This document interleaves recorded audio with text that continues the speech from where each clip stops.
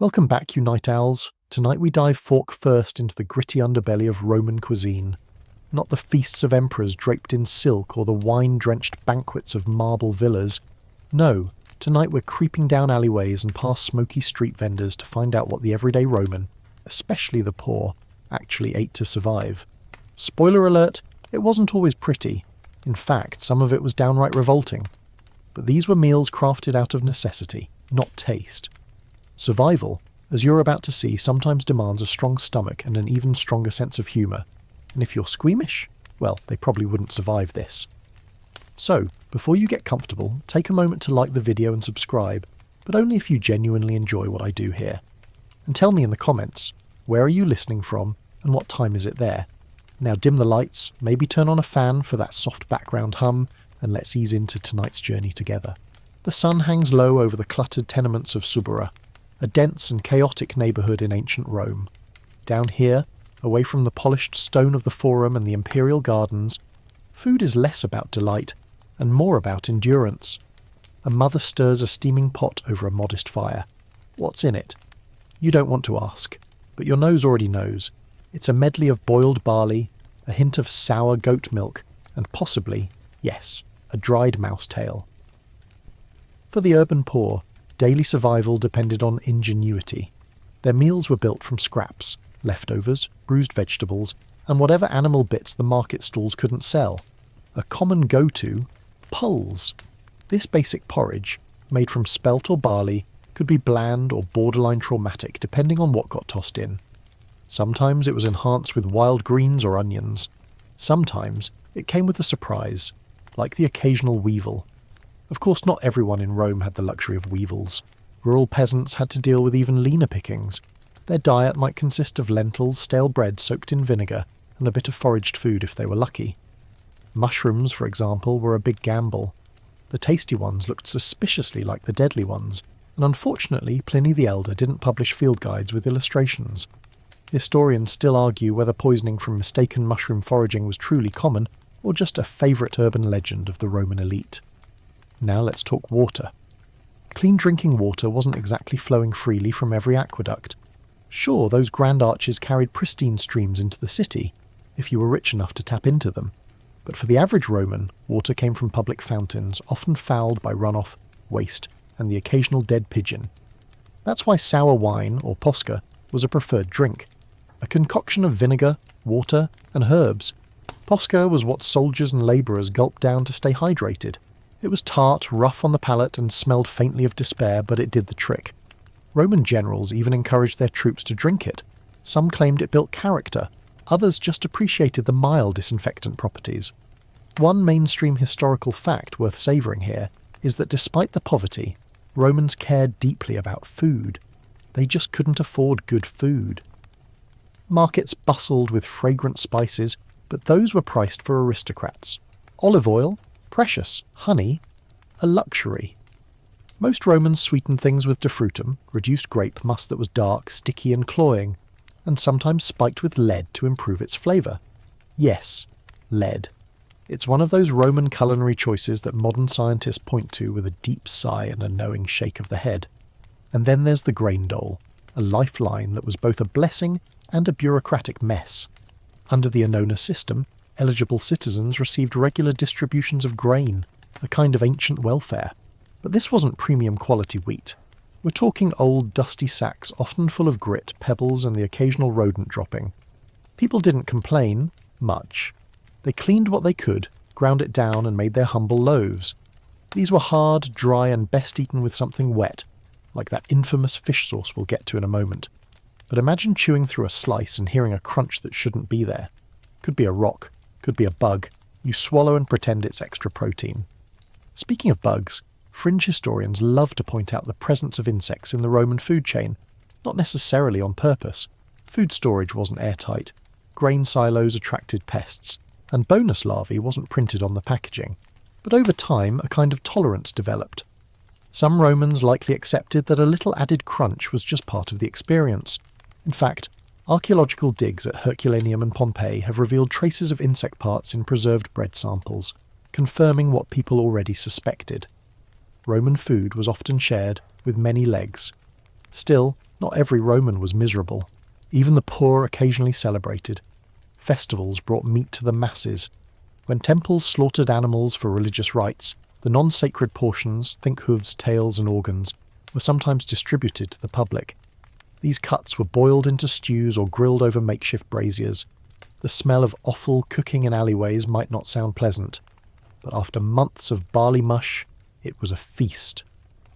Some foods, while disgusting to modern ears, were treasured in ancient Rome. Snails, for example, were a delicacy.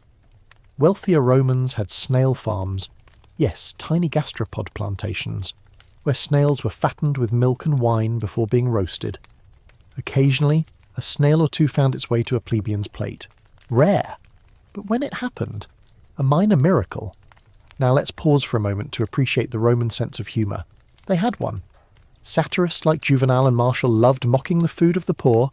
One joke involved a man so poor he could only afford to season his stew with the memory of garum.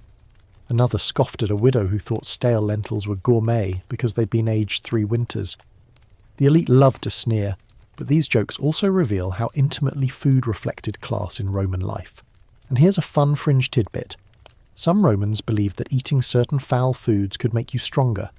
Fermented dairy, fish heads, even animal testicles were thought to imbue vigour or sexual potency. A common soldier might choke down something revolting not because it tasted good, but because a local healer told him it would help grow chest hair or win a wrestling match. Modern medicine disagrees, strongly, but perhaps the most humbling detail is this.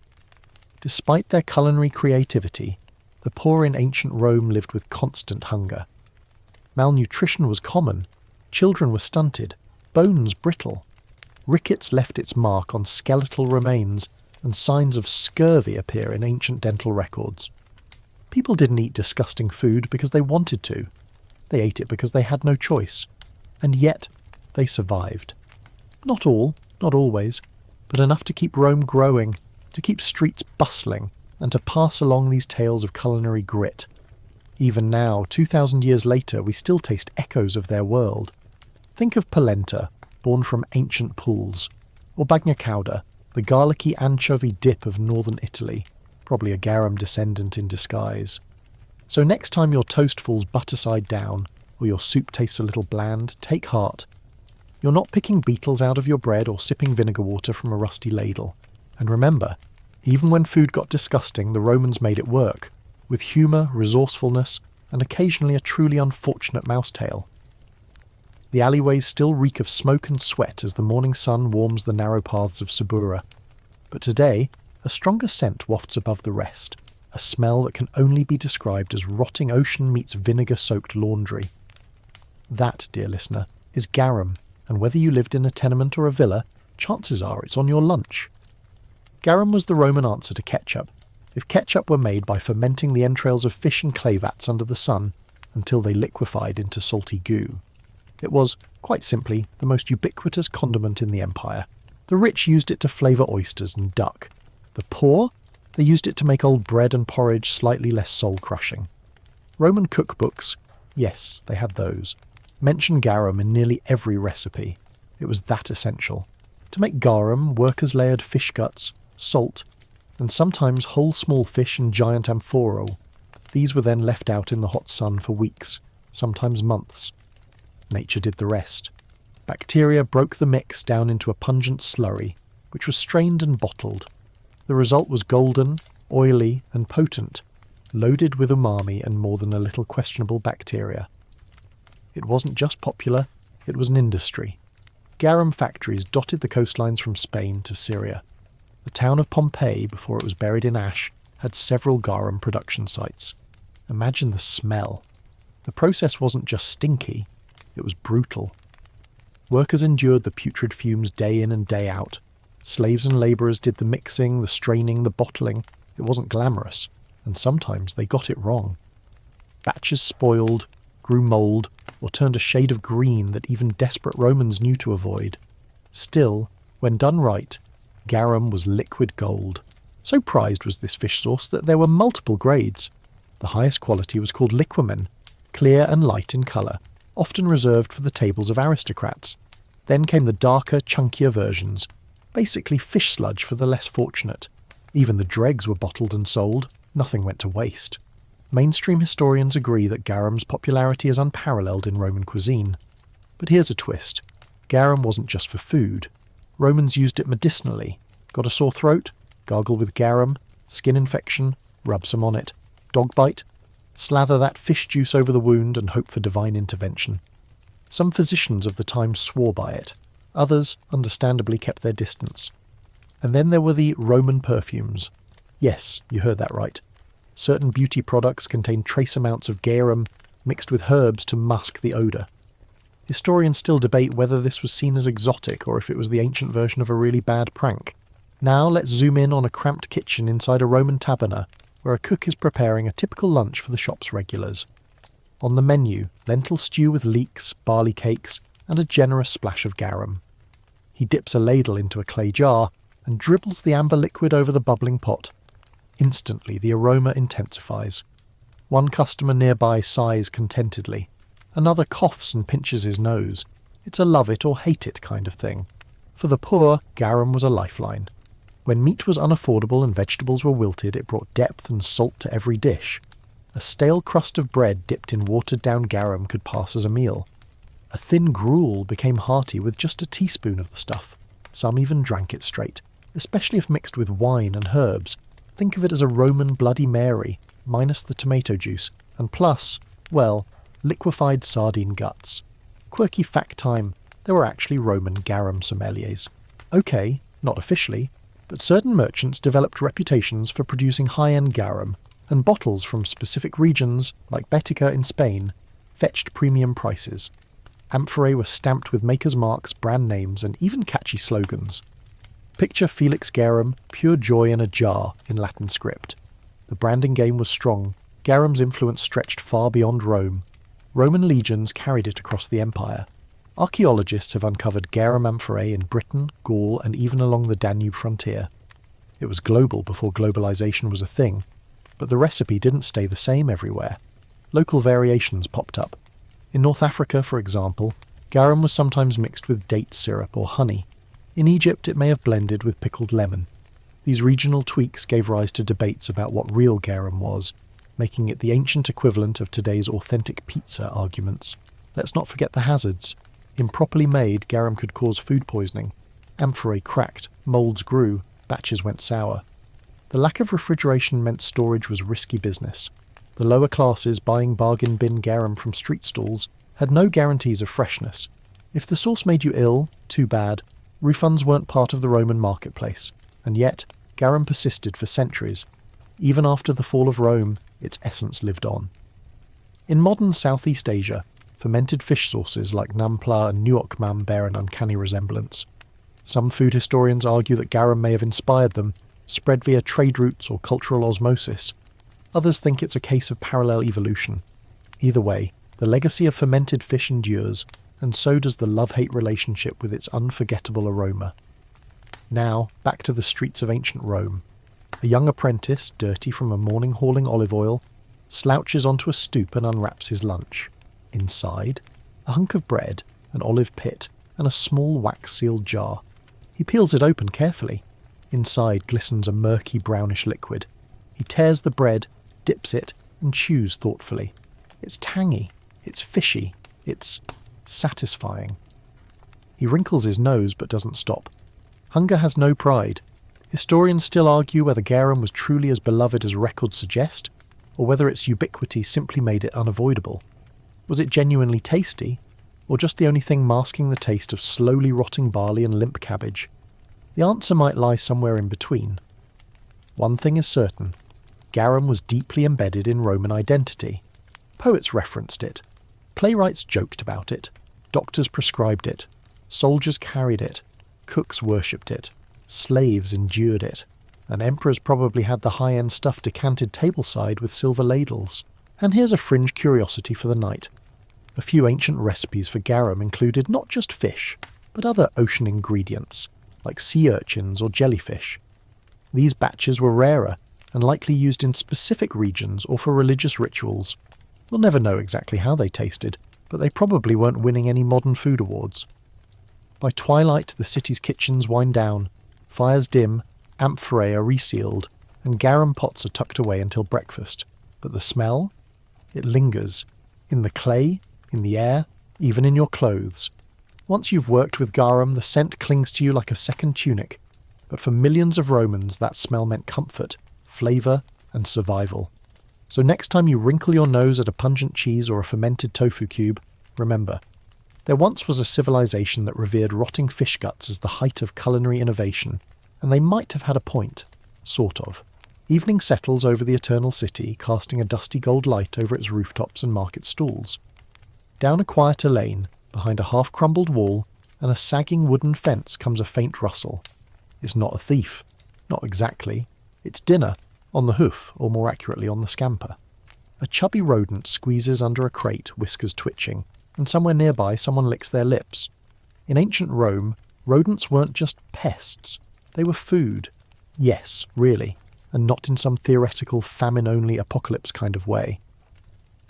For many Romans, especially those looking to stretch a few sestertii or impress a guest with exotic tastes, certain rodents were a staple of the menu, chief among them the dormouse.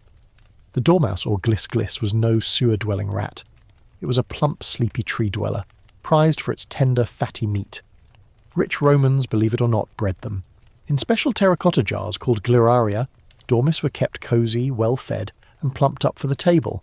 Picture a rodent spa/prison. They were fed acorns, chestnuts, and honey, and left to grow fat in the dark, where they would instinctively prepare for hibernation, fattening themselves naturally. Genius, if you don't think too hard about the ethics. But dormice weren't only for the elite.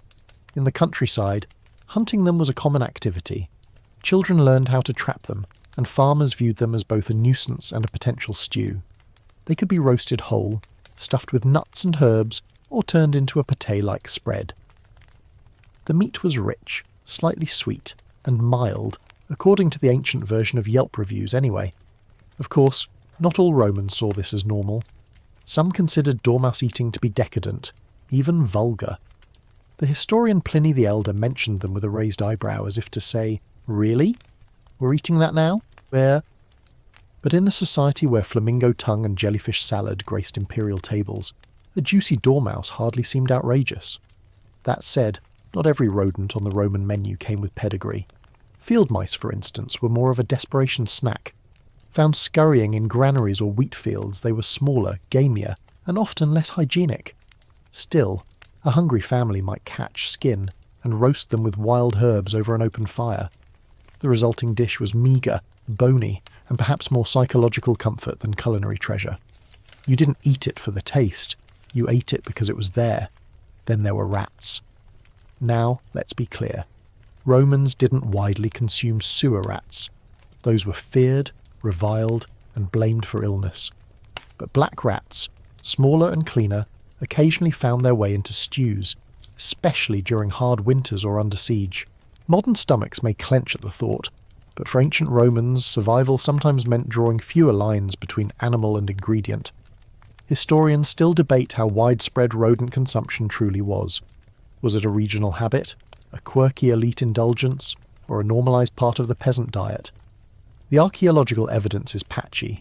Bones of dormice show up in trash pits and latrines across the empire, including in Britannia, suggesting that the practice travelled. But whether people enjoyed eating them or simply tolerated it is harder to pin down. One confirmed fact is that dormice were a status symbol. At elite banquets, they were often served as delicacies, drizzled in honey and poppy seeds, arranged delicately on silver trays. A kind of Roman hors d'oeuvre, albeit with tiny feet. Their presence signalled wealth, worldliness, and a bit of theatrical flair. After all, what says I've arrived quite like serving your guests plump woodland creatures stuffed with pine nuts? Quirkier still is that some Romans believed dormice had medicinal properties. Crushed dormouse fat was used in salves for earaches. Some claimed eating their brains improved memory, although that may have been ironic humour even back then.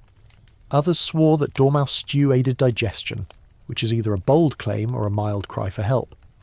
Let's step into a humble Roman farmhouse on the edge of Campania. A father is preparing dinner while his children chase a few rodents from the corner. He's caught 2 dormice today, one plump, the other scrappy. He skins them with practised hands, seasons them with herbs he foraged along the road, maybe oregano or rue, and stuffs them with a few crushed hazelnuts and stale breadcrumbs. The family will share this meal with barley cakes and perhaps a single olive each. It won't be enough, not really, but the meat gives them a sense of normalcy, a reminder of feast days, of better times. Now contrast that with the other end of society. In a marble villa, a reclining senator smirks as a silver platter is unveiled. 5 roasted dormice, each wrapped in grape leaves and resting in a puddle of fig syrup. A musician plays softly in the background. Slaves pour wine. The senator gestures with theatrical pride. "Behold my exotic course!" The guests nod politely, chew thoughtfully, and whisper to each other about how the ones in Alexandria are far better, because naturally they have opinions. Here's a curious fringe detail for the dreamers among us. In some parts of the empire, dormouse motifs appeared in children's toys. Tiny clay dormice curled up to sleep were sold as trinkets. Perhaps this reflects the creature's dual role as both pet and platter. Children might have loved them for their cuteness, adults for their calories. The line between disgust and delicacy in Rome was ever shifting. What one class considered humble fare, another dressed up as luxury. What one region rejected, another embraced. This flexibility kept the empire's bellies full, if not always happy. And remember, the average Roman didn't enjoy culinary abundance. Most meals were repetitive and bland, so when something as rich and flavourful as a roasted dormouse came along, it felt like a revelation.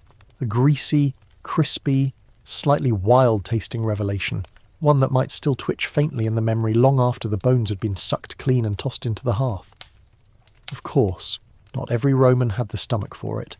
Satirists mocked the trend, scoffing at the elite for their rodent feasts. Imagine a Roman version of late-night comedy. So, I walk into this banquet, and what do they serve me? A rodent, stuffed, with nuts. I said, "Thanks, but I already had dinner in my granary." The audience groans, the poet smirks. The dormouse, well, it doesn't get a vote.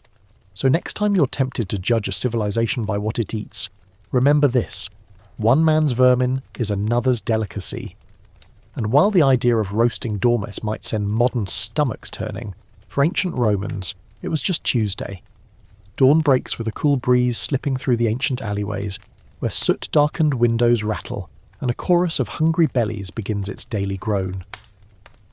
On a backstreet corner, a child squats beside a communal oven, waiting for his family's pot of barley gruel to finish cooking. It bubbles slowly, thick and beige, flecked with specks too small and too twitchy to be seasoning. When it's ladled out, someone crunches loudly. They glance down. It's another beetle. Welcome to one of the most common meals in ancient Rome for those scraping by. Barley gruel, known as pulse when you wanted to sound fancy, or boiled glue when you didn't. Made from barley or emmer wheat, sometimes thickened with lentils or chickpeas, this dish was the culinary wallpaper of Roman life. It filled the stomach, warmed the bones, and delivered just enough energy to carry stones, herd goats, or argue with neighbours. That is, until the grain ran out. Grain was the lifeblood of the Roman diet. Without it, civilization stuttered. But the supply wasn't always steady. Droughts, wars, piracy, and mismanagement of the Annona system could leave city storehouses depressingly bare.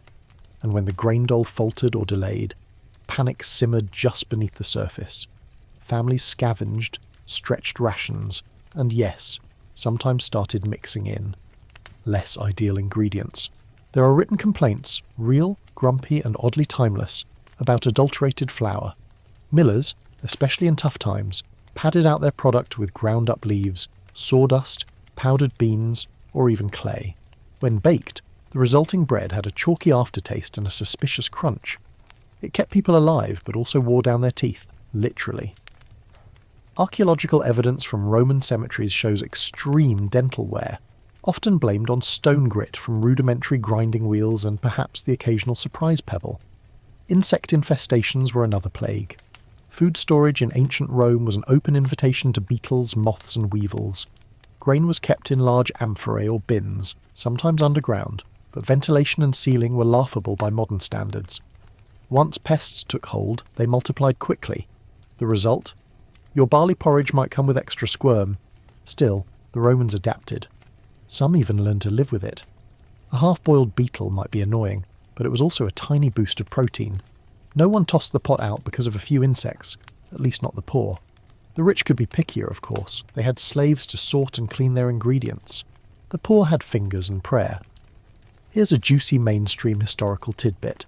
During several famines under Emperor Claudius, grain prices soared so high that barley became more valuable than meat. Bread riots erupted in Rome more than once. Not over politics or taxes, but because someone ran out of loaves. The most feared word in the Roman Forum wasn't assassination, it was shortage. Meanwhile, farmers in the countryside got creative. When harvests were thin, they foraged. Roots, tubers, and bitter greens joined the stew pot. Wild nettles were common, boiled until they stopped burning your mouth. Acorns were sometimes ground into flour, though they had to be leached of their tannins first. A long, tedious process that involved soaking, boiling, and more soaking. Skip a step and your bread came out bitter enough to double as punishment. And then there were the oddball recipes. Barley boiled in leftover wine dregs for a hit of flavour and colour, or spelt mixed with crushed snails, cooked until it resembled a slimy grey paste. No one was submitting these to the De Re Coquinaria, the Roman cookbook attributed to Apicius, but they kept bellies from aching. Let's not ignore the psychological toll of food monotony. Eating the same thing day in and day out wears down more than your molars. It flattens your spirit. So Romans flavoured their barley mush however they could. Wild onions were a favourite, as were leeks, garlic and herbs like thyme and rue. If you were lucky, or resourceful, you might even score a drizzle of oil or a bit of cheese rind to melt into the gruel. Luxury? Not quite. But morale boosting? Definitely. Now, a quick detour into Roman humour. Juvenal once mocked a man for serving barley gruel at a funeral banquet, calling it better suited to goats. Another writer claimed that eating barley daily turned a man into a donkey. Perhaps not the most original insult, but when your dinner was soft, grey, and shaped like a hoof print, the comparison wasn't too far off. Still, the use of barley as a primary foodstuff was not unique to Rome. Across the ancient Mediterranean, barley was common among soldiers and slaves.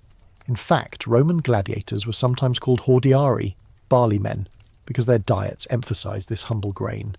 This has sparked debate among scholars. Some argue the barley-based regimen gave them stamina and bulk, while others suspect it was just cheap and filling. Either way, it's proof that even the blood-soaked stars of the arena weren't exactly dining in decadence. One of the more fringe, slightly odd dietary theories held by ancient doctors was that barley cleansed the soul, or at least the stomach. Some medical texts suggest barley gruel acted as a purgative both literally and spiritually. Eat enough of it, they claimed, and you'll be free of dark thoughts. That might have been true, assuming your thoughts were all about wanting different food. In desperate seasons, barley wasn't just eaten, it was worshipped. Offerings to Ceres, goddess of grain, often included barley cakes, simple discs of ground grain, pressed into shape and baked on hot stones.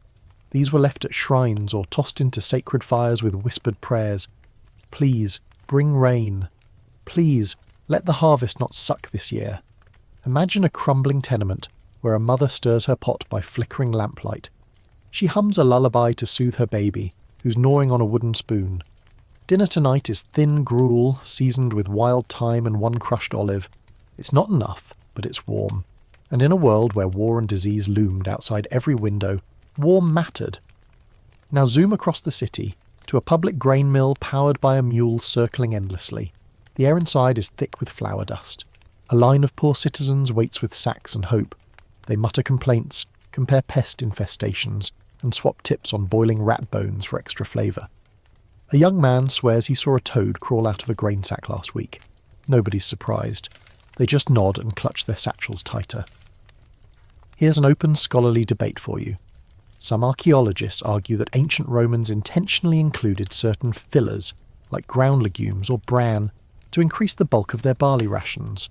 Others believe these were accidental byproducts of hasty milling and lax quality control. Either way, the result was the same: bread and porridge that never tasted quite the same twice.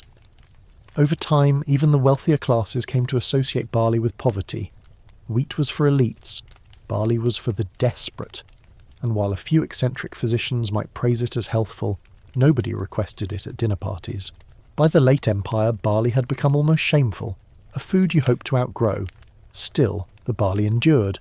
Season after season, war after war, rain or drought, plague or peace.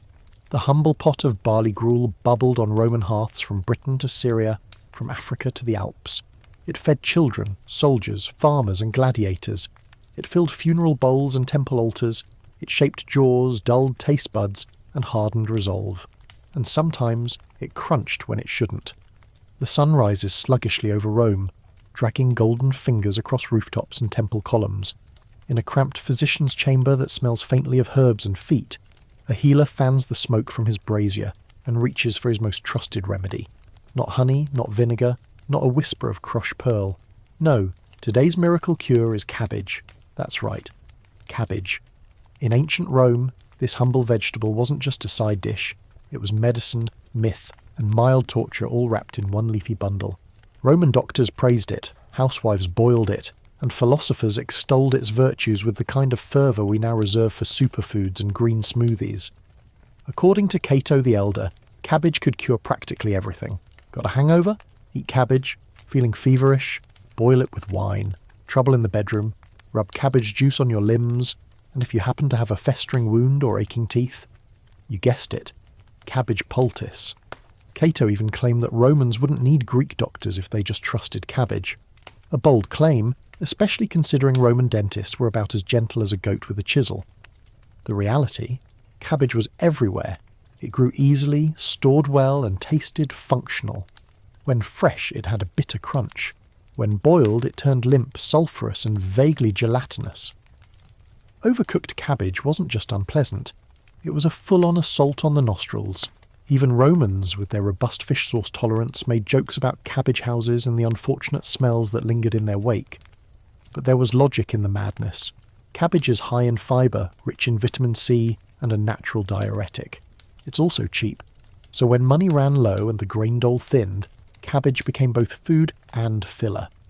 Mixed into stews, stuffed into flatbread, or simply boiled into oblivion, it filled stomachs across the empire. Now for the quirkier side. Some Romans believed cabbage could prevent drunkenness. Before a night of wine-soaked revelry, diners were encouraged to nibble a few raw leaves, or down a cabbage salad with vinegar and salt. The theory was that cabbage absorbed wine, acting as a sponge in the stomach. How well this worked is, shall we say, highly debated, but the tradition persisted. There are even tales of soldiers chewing cabbage before battle, hoping it would grant clarity, sobriety, and somehow bravery, or at least a less embarrassing hangover. Here's a curious side effect they didn't discuss quite as openly. Cabbage made people gassy. Impressively so.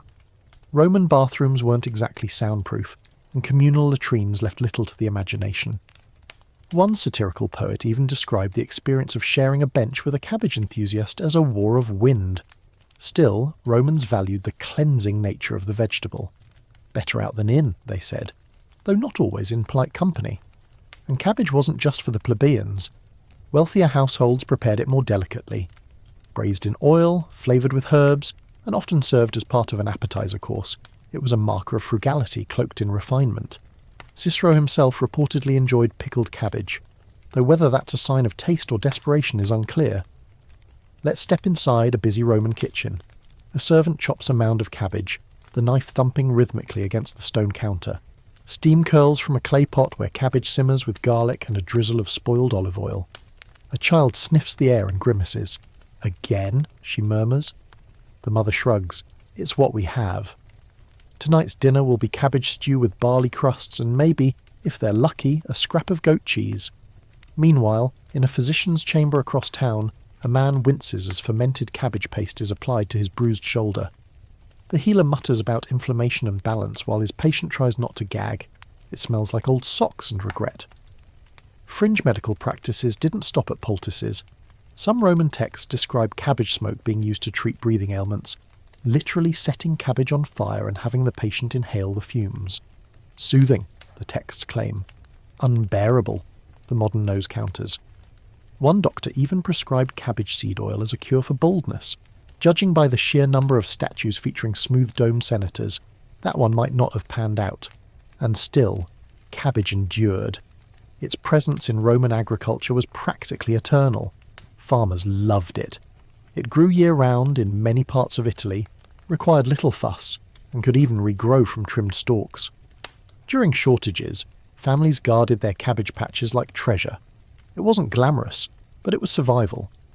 One mainstream fact that scholars agree on: cabbage played a major role in Roman dietary structure, particularly among soldiers and the working class. Marching rations often included dried cabbage leaves or fermented slaw, easy to carry and resistant to spoilage. Even gladiators reportedly ate cabbage stews to maintain bulk. Not muscle exactly, more like sheer presence. After all, size intimidated. If cabbage made you gassy and bloated, well, maybe that was part of the show. Let's not forget cabbage's role in Roman festivals. At Saturnalia, when roles were reversed and slaves dined like masters, cabbage often appeared as a comic feature. "See," the elite joked, passing bowls of the stuff, "even we eat humble food now." Of course their version was simmered in imported spices and presented with fig syrup, but the message, however diluted, was there. Cabbage is for everyone. Yet for all its medicinal claims and comedic moments, cabbage was ultimately a food of necessity.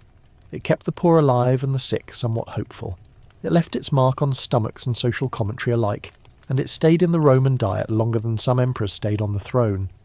Here's a charming visual: a street vendor on the outskirts of the city hawks cabbage pies, shouting over the din of carts and goats.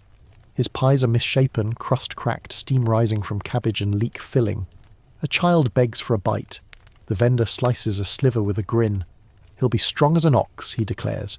The child wrinkles her nose, chews cautiously, then goes back for more. In the world of ancient Rome, where food often mirrored status, cabbage was the great equalizer. It filled pots in tenements and villas alike. It played doctor, chef, and comic relief. And even as the empire expanded and imported new delicacies, the cabbage stood its ground. Firm, crunchy, slightly smelly, but deeply, undeniably Roman. So the next time you push away a plate of steamed cabbage, remember this: it once carried an empire through sickness, famine, and questionable parties. It was chewed by philosophers, worshipped by doctors, and feared by dining companions. And yes, sometimes it made people fart so badly they were asked to leave the bathhouse. Some legacies are written in marble, others in cabbage steam. As dusk settles over Rome, the flickering lights of oil lamps begin to dot the homes of the weary. In one cramped room, a man sharpens his knife with a slow, deliberate rhythm. On a wooden slab lies a goat's stomach, empty, cleaned, and waiting. Tonight dinner will be blood sausage, if the meat hasn't spoiled, or maybe a stew of intestines and garlic. If your appetite's already twitching nervously, well, welcome to one of the more visceral corners of the Roman dinner table. In a city where fresh meat was expensive, rare, and often reserved for festivals or sacrifices, Romans learned to prize what others might discard. Offal, organ meat, intestines, stomach lining, blood wasn't just acceptable fare, it was foundational cuisine. If a beast was butchered, nothing went to waste. Every sinew, every chamber of the heart, every last slippery tube was repurposed for a meal. Gruesome, perhaps, but practical, unquestionably.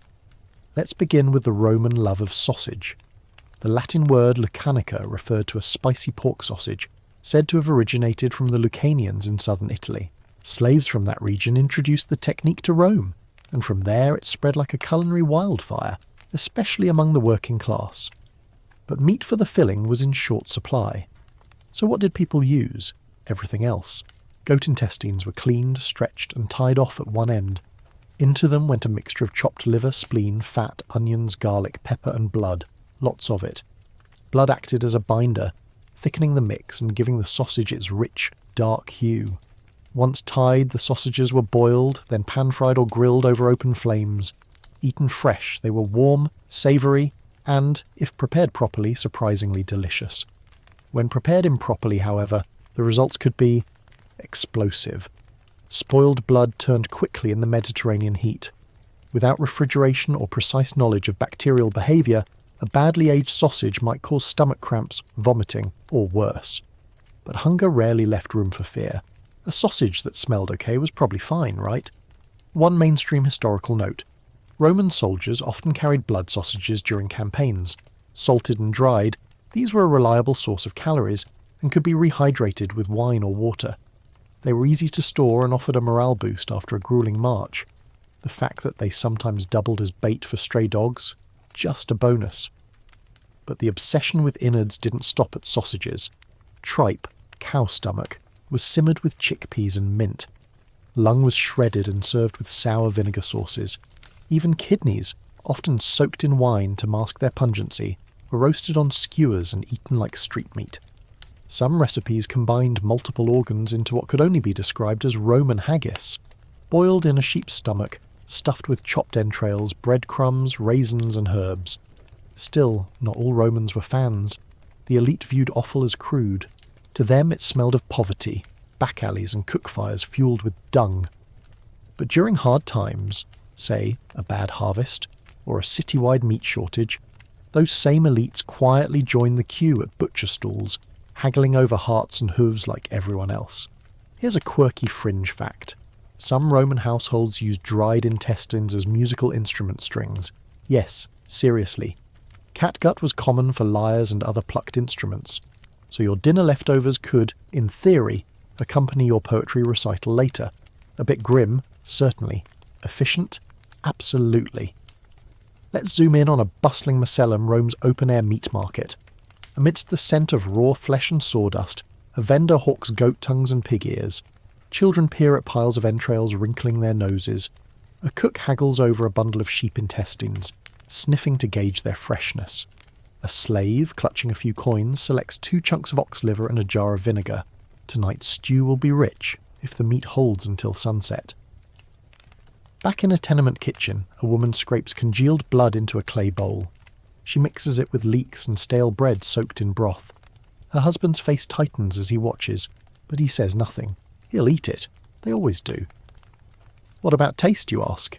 Roman recipes often tried to mask the natural flavour of offal. Garum, vinegar, and strong herbs like lovage and coriander were frequent companions. Mustard was a favourite, especially when paired with liver. One popular preparation involved slow-boiling cow tongue in wine and garlic, then roasting it until crispy. The result was chewy, pungent, and, as Pliny once wrote, not for the faint of palate. Historians still argue whether these dishes were enjoyed out of genuine preference or bitter necessity. Did Romans develop a taste for intestines, or just learn to tolerate them? Ancient literature gives mixed signals. Some authors mocked those who devoured offal with zeal. Others described these dishes with mouth-watering detail. Perhaps, as with modern cuisine, it came down to preparation. A well-cooked blood sausage was a treat. A spoiled one was a tragedy. It's also worth noting that Roman religious rituals often left large amounts of non-sacred animal parts up for grabs.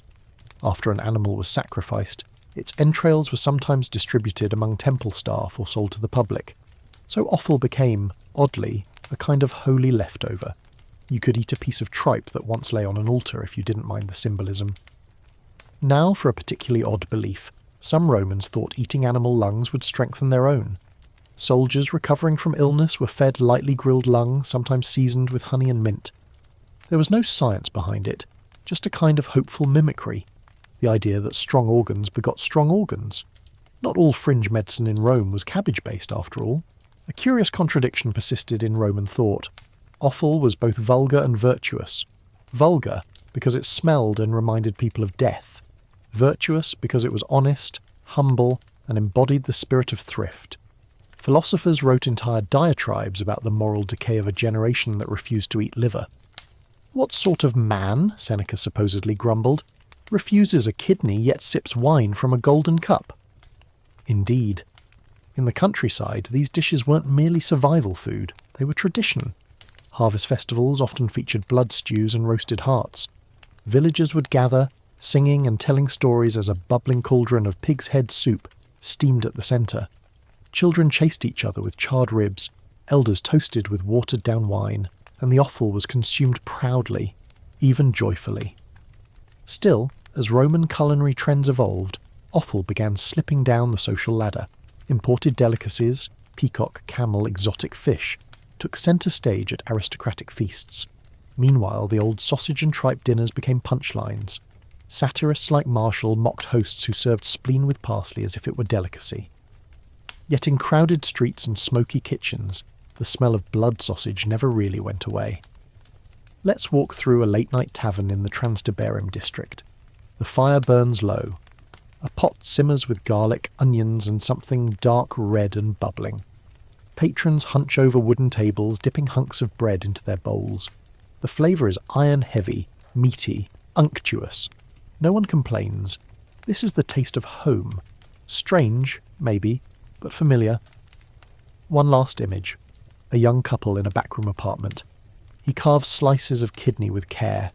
She lays them on a hot stone to cook, fanning the smoke away from their sleeping child. They eat in silence, save for the occasional cough and clink of clay dishes. It's not luxury. It's not comfort. But it's nourishment. It's life. So the next time your grocery list includes just the basics, consider this. For ancient Romans, the basics often meant liver, lungs, and leftovers that didn't dare ask for refrigeration. They boiled, fried, and seasoned what they could. They gagged sometimes, but they ate, they endured, and occasionally they smiled, mouths full of goat intestine and garlic. A bitter wind whistles through Rome's narrow streets as twilight creeps across tiled rooftops. At a modest roadside stall, a vendor scrapes the last few loaves from a wooden tray. They're misshapen, crusted with ash, and hard enough to require a chisel. He doesn't offer them with pride. He offers them with resignation. Tonight's bread is the same as yesterday's, stale, sour, and possibly mouldy. But it's all anyone can afford. In a city that once prided itself on the flowing bounty of its grain supply, it's a sobering truth. Roman bread could be absolutely terrible. At its best, fluffy, fresh, golden, it was a triumph of the communal bakery. At its worst, dry, crumbly, crawling with mould, it was a quiet, daily reminder that Rome's greatness wasn't equally shared. The poor, who relied on the grain dole or the cheapest street loaves, often got the short end of the oven. Their bread was usually made from coarse flour, pounded by hand and mixed with whatever would stretch the dough. That might include bean flour, old lentils, or even powdered brick in dire times. Yes, brick. Red dust added texture and colour. Flavour, not so much. Mould was an inevitable villain. With no preservatives and uneven baking conditions, loaves spoiled fast. In summer heat, green and black fuzz bloomed within a day or two. But food waste was a luxury few could afford. A mouldy loaf was cut open, the worst patches scraped away, and the rest dunked in water or posca until it softened. If your teeth didn't chip on the crust, you were having a good day. Let's not pretend wine made things better. For the poor, wine wasn't the sweet, sun-ripened nectar served in bronze goblets. It was sour, acrid, and probably diluted several times. Often, it had been sitting open in amphorae for weeks, oxidized, tangy, sharp enough to peel paint off a fresco. Romans called this bottom barrel drink a cetum, basically vinegar. But even vinegar wine had a purpose. It cut through the rough flavours of spoiled bread. It made old lentils palatable. And it was safer than much of the water, which might carry anything from algae to animal droppings. Posca, the vinegar water mix, became the hydration standard of the Roman military and working class. It stung the throat, but at least it didn't give you the runs. Usually. Here's a mainstream historical fact. Many ancient Roman bakeries, especially in Pompeii, doubled as mills. Slaves or animals turned massive grindstones to pulverize grain, which was then sifted and baked on site. The result? The fast bread for fast lives. But the flour often contained fragments of the millstone itself, microscopic grit. Over time, this wore down teeth until molars looked like cracked marble, flattened, grooved, and crumbling. Eating bread slowly destroyed your ability to eat bread. We step now into a cramped kitchen lit by flickering lamplight. A woman hacks at a dense, weeks-old loaf. It shatters into chunks like pottery. She gathers the pieces into a clay bowl, pours vinegar over them, adds a bit of crushed garlic, and waits. It's a poor man's stew softened with time and necessity. Her husband arrives from a day labouring at the baths. He sits, he eats, he doesn't ask questions. Meanwhile, in a senator's villa, the story is different. Bread arrives freshly baked, soft as pillows, infused with milk or honey.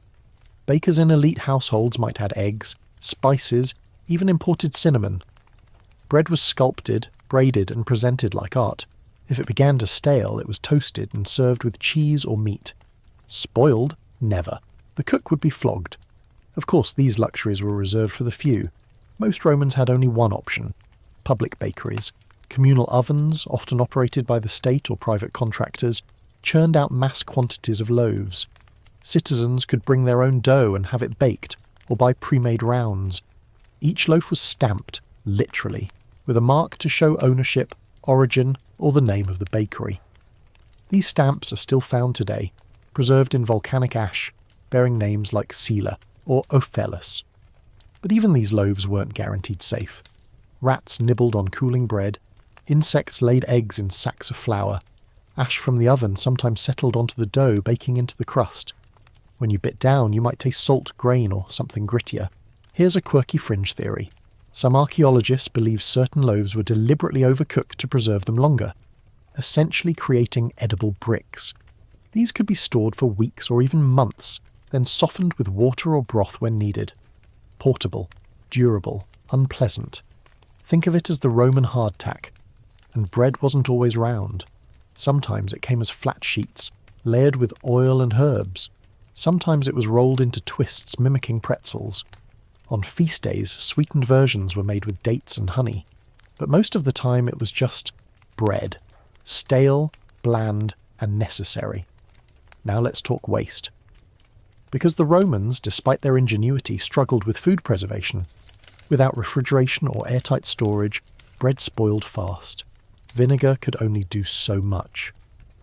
When loaves turned green, many households crumbled them into porridge, hid them under lentils or fed them to animals, but those without livestock sometimes consumed them anyway, clinging to the hope that boiling or roasting would kill the mould. Spoiler alert, it often didn't. Still, food laws tried to help. Some emperors instituted regulations against adulterated flour and corrupt bakers. Penalties ranged from fines to public flogging. But enforcement was lax, and bakers often bribed officials. The result? The poor got what they got, and complaints usually ended with a shrug. Let's walk into a bustling insula, a Roman apartment block. In one upper room, a mother cradles her baby while trying to break bread crust with her knee. In another, an old man grates stale bread over his thin broth, hoping the crumbs will thicken it. Down below, a neighbour toasts old loaves directly over the fire, filling the room with the scent of near-burnt flour.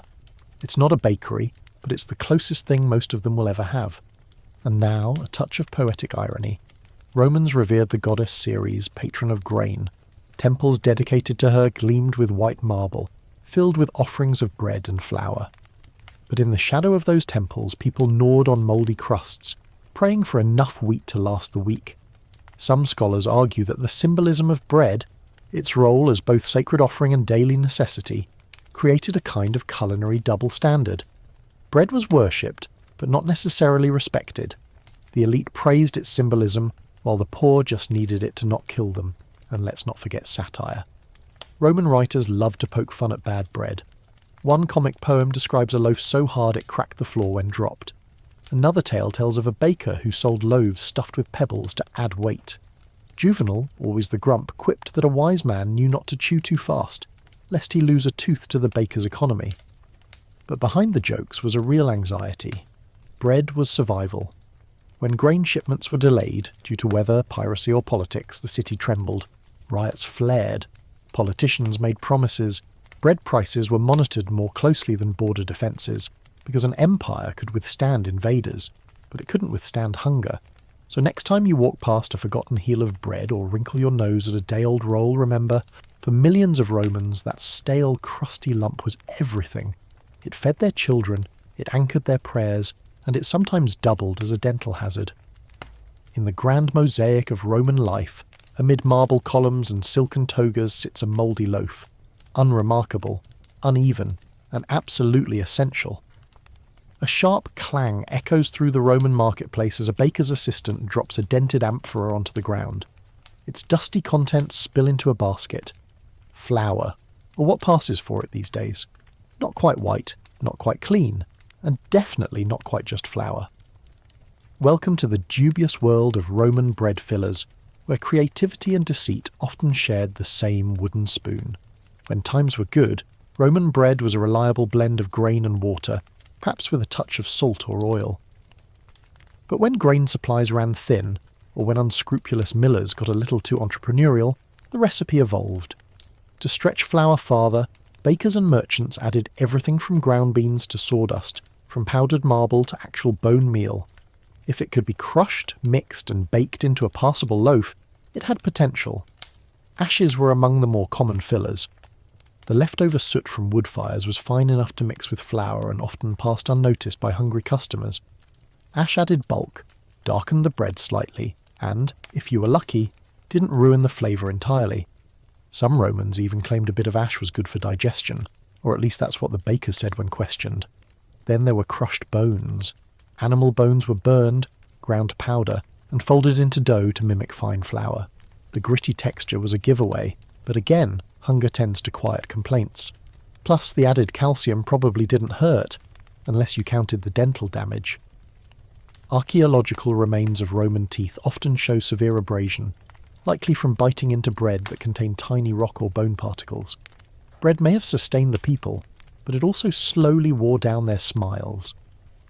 Let's take a detour through a public bakery in the city's lower quarter. It's a busy morning. A line of slaves and day labourers wait for their daily loaves, noses twitching with the scent of yeast, smoke, and something vaguely metallic. The baker wipes his brow and lifts hot bread from the oven, stacking it on a charred board. One loaf has a greyish hue, speckled with what looks like sand. He shrugs and passes it along. In desperate times, even more bizarre additives entered the mix. Crushed tree bark, dried weeds, and even clay were all used to bulk up flour. Bread made with these substitutes was barely edible, often bitter or strangely chalky. But it provided mass, weight, and the illusion of nourishment. A full stomach doesn't always mean a well-fed body. Here's a mainstream fact. Official records show that Roman officials frequently investigated bakery fraud. Laws were enacted to prevent dishonest practices, and penalties range from fines to the public shaming of bakers caught cheating their customers. Despite this, the rules were often ignored, especially in poorer districts where inspectors rarely bothered to tread. And of course, no Roman filler list would be complete without plaster. Yes, actual construction material. Some bakers skimmed off powdered gypsum from nearby sites, mixing it into flour when supplies were low. It helped dry out overly moist dough and gave bread a firmer crust. It also, unsurprisingly, gave people stomach aches, and possibly kidney stones. Historians still argue about how widespread the practice was, but fragments of gypsum have been found in carbonized bread loaves at Pompeii, suggesting it wasn't just urban legend. Now imagine a street vendor hawking fresh bread on a noisy Roman avenue. "Still warm from the oven?" he cries, holding up a cracked, misshapen loaf. A passerby eyes it skeptically, noting the odd texture. Still, he pays. At home, he breaks it open and finds a streak of what looks like charcoal. He sighs, tears off a hunk, dips it in watered wine, and eats in silence.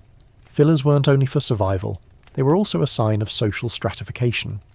Wealthy Romans didn't tolerate adulterated bread. Their loaves were made from fine white wheat flour, sifted and milled to remove every impurity. These breads were fluffy, fragrant, and often enriched with milk, oil, or honey. Served at feasts, they symbolized refinement and status. Meanwhile, the poor gnawed on sour, gritty lumps that occasionally crunched with mystery. One particularly fringe practice involved the use of sand. Yes, plain old beach sand as a filler.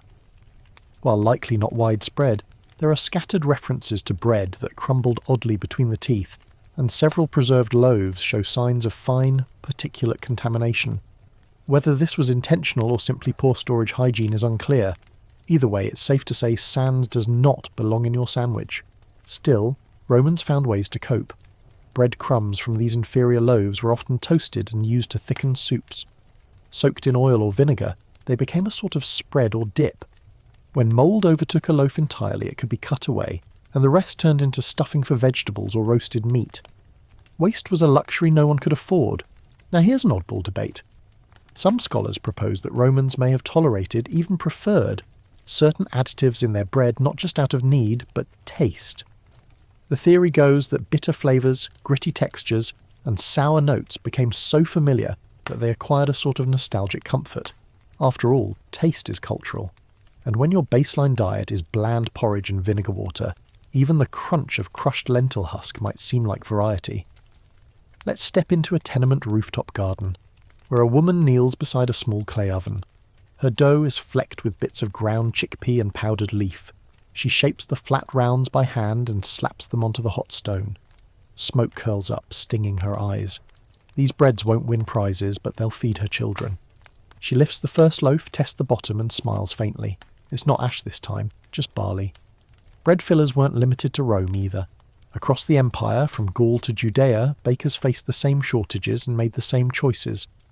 Regional variations included spelt hulls, acorn meal, and even ground olive pits. Each added its own texture, flavour, and questionable nutritional value, and each reminded the eater that the empire's bounty was not as boundless as promised. Of course, during festivals and public distributions, real wheat loaves were sometimes handed out to the masses. These rare gifts of pure bread were treasured, shared among families, and occasionally saved for special meals. Children cradled them like toys. Old men wept over their softness.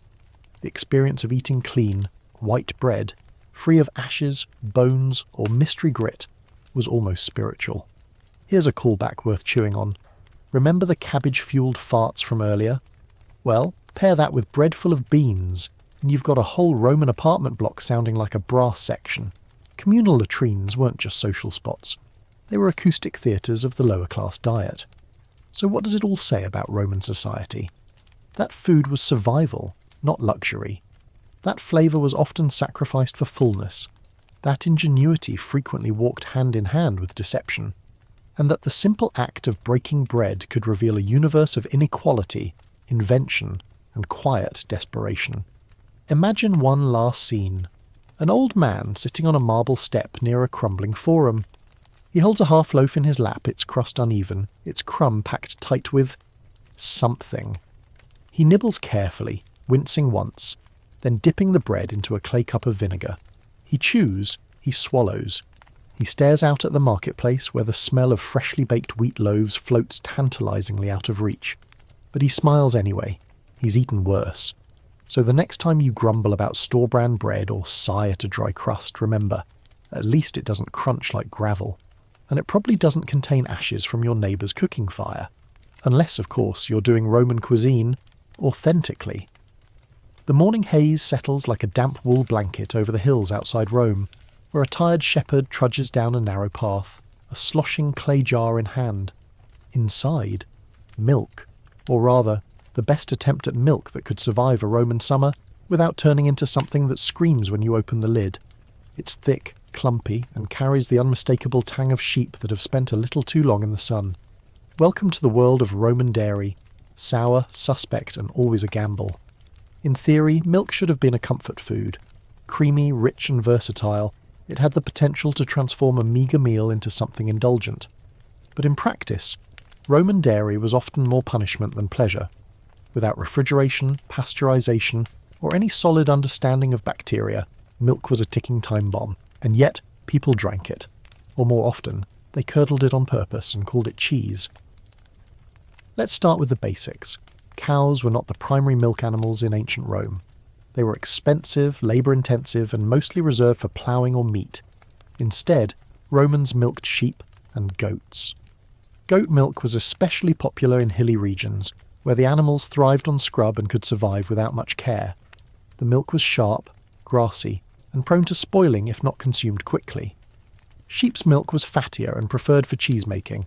Cow's milk, when available, was a luxury item, its rarity making it prized, though not necessarily better tasting. One mainstream historical fact: Romans didn't drink milk as a standalone beverage past childhood.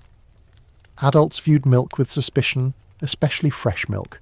It was considered unrefined, even barbaric. Northern tribes like the Gauls and Germans were mocked for guzzling the stuff, as if chugging warm goat milk was a sign of cultural inferiority. Civilized Romans, by contrast, consumed their dairy clothed in culture, literally turned into cheese, curd, or custard. And what cheeses they had. Hard cheeses for soldiers, soft fresh ones for city folk. Salty dry discs aged in caves, crumbly white mounds wrapped in fig leaves. Some cheeses were smoked over olive wood, others were soaked in brine or rubbed with herbs. Aged pecorino-style cheese was used like modern parmesan, grated over meals or nibbled with fruit and nuts. But for the poor, cheese wasn't always such a delight. Many households relied on lac concretum, milk left to curdle naturally, often in animal stomachs or clay pots. It produced a crumbly, tangy cheese that ranged from tolerable to terrifying. Depending on the temperature, humidity, and general luck, the result might be edible or might resemble a foot that had marinated in a sock. Roman cooks tried to mask sour notes with honey, vinegar, or herbs. Fresh curds were often served with olive oil and chopped garlic or paired with fruit. A common street food involved soft cheese wrapped in cabbage leaves and roasted over coals. It melted, it dripped, it occasionally crawled. But it was protein. And protein didn't ask questions. Now for a fringe curiosity, Roman veterinarians believed milk from a mangy sheep, yes, specifically one with mange, had medicinal properties. It was applied to skin rashes, supposedly driving out evil humours. It may not have worked, but it did ensure you never got too close to your healer. The dangers of spoiled milk weren't just theoretical. Diarrhoea, cramps and vomiting were all part of the dairy roulette. And still, milk found its way into many Roman kitchens. Rich families who could afford better storage and faster transport dabbled in custards and soft cheeses. Recipes survive for desserts made with boiled milk, honey and wine-soaked raisins. But even these treats came with a sour whiff of risk. Let's imagine a market stall in the Subura district, where a woman scoops blobs of fresh cheese into palm-sized clay bowls. The air smells of garlic, warm sheep and a hint of ammonia. A young boy buys a wedge, pokes it with a stick and smiles. It's firm enough. His mother will mash it into a barley cake for lunch. If it's too sour, she'll drown it in vinegar. Problem solved. Roman soldiers often carried hard cheese wedges as part of their rations. Durable, salty and dense, they offered long-term sustenance without requiring cooking. These cheeses could be shaved into soups or gnawed like jerky. Legionaries affectionately referred to them as armour crackers, both for their texture and their tendency to break teeth. There's also the mystery of Roman butter, or rather, the lack of it. While butter was known, it was not widely used. Considered rustic and greasy, it was associated with uncivilized peoples to the north. Roman texts mention butter as a skin salve, a laxative, and occasionally a medicine, but rarely as food. Cheese reigned supreme, with cream a rare indulgence. And yet, despite the risks, dairy occupied a respected place in Roman medicine. Doctors prescribed warm goat milk for coughs, sour milk for skin rashes, and even cheese poultices for joint pain. One popular treatment for stomach upset involved warm milk mixed with wine and coriander, a medieval smoothie with questionable consequences. Still, not all cheese was created equal. Cheap street cheese might contain contaminants from dirty hands, mouldy curds, or even bits of straw. And once spoiled, it turned hard and bitter fast. That didn't stop people from eating it. It just made them more inventive. Some grated it into vinegar soup, others fried it until crispy and dipped it in fig syrup. A few simply held their noses and hoped for the best. One open scholarly debate revolves around the true prevalence of fresh versus aged cheese. Some researchers argue that most Romans ate cheese young and soft, since aging required controlled conditions and time. Others point to cave-age specimens found in Alpine regions and inscriptions listing long-distance cheese trades. The truth likely lies somewhere in the middle. Urban poor ate quick-curdled fresh cheeses, while wealthier Romans enjoyed imports and aged specialties. Let's visit a countryside dairy near Naples. The shepherd's wife pours milk into an earthen basin, adding rennet, often made from the stomach lining of calves or goats. She stirs slowly as curds form, then strains them through linen and presses them into small baskets. The wheels will dry in the sun, then be rubbed with olive oil and stored. A simple process, unchanged for generations. Back in Rome, a senator's kitchen boasts cheeses imported from as far away as Hispania. One variety is smoked, another marinated in wine. They're served on silver platters with dates and walnuts. The guests murmur approval. One boasts of a recent shipment of Alpine cheese, so sharp it burns the tongue in the best way. Of course, no one mentions that the slaves assembling these platters are chewing yesterday's sour curds behind the curtains.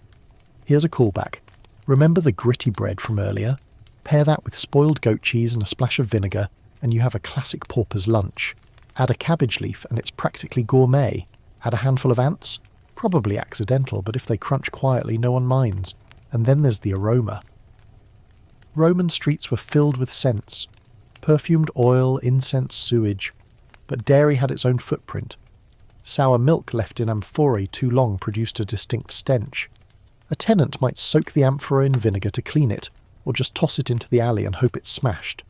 Stray cats loved these jars. People did not. Yet cheese endured. Across provinces, languages, and class lines it remained a constant. Romans could do without spices, meat or wine, but not cheese. It was in the field rations, the market stalls, the religious offerings, even burned into votive meals for the gods.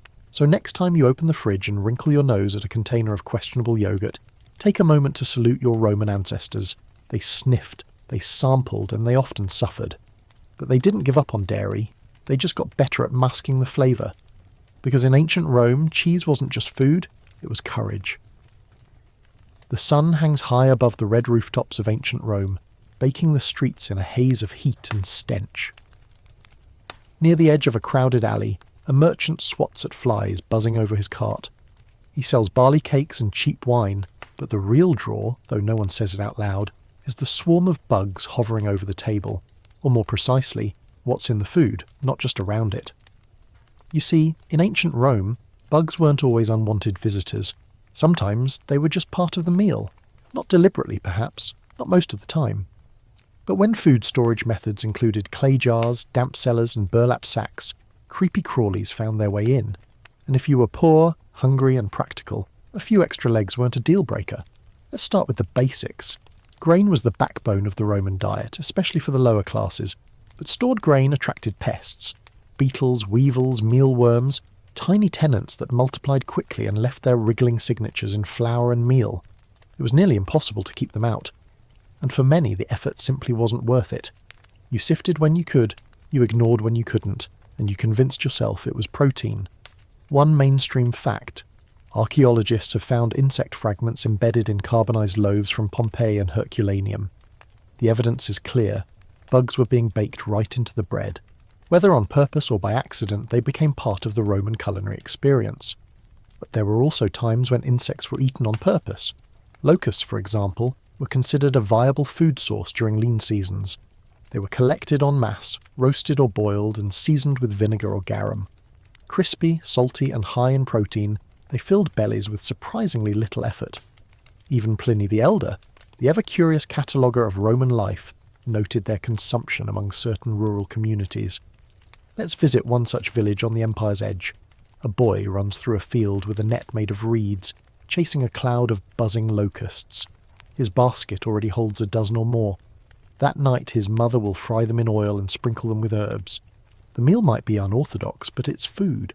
And unlike wheat, bugs don't require ploughing. Among the more elite classes, however, insects were less common on the menu, but not entirely absent. A few adventurous recipes included ant larvae, considered a delicacy in some regions.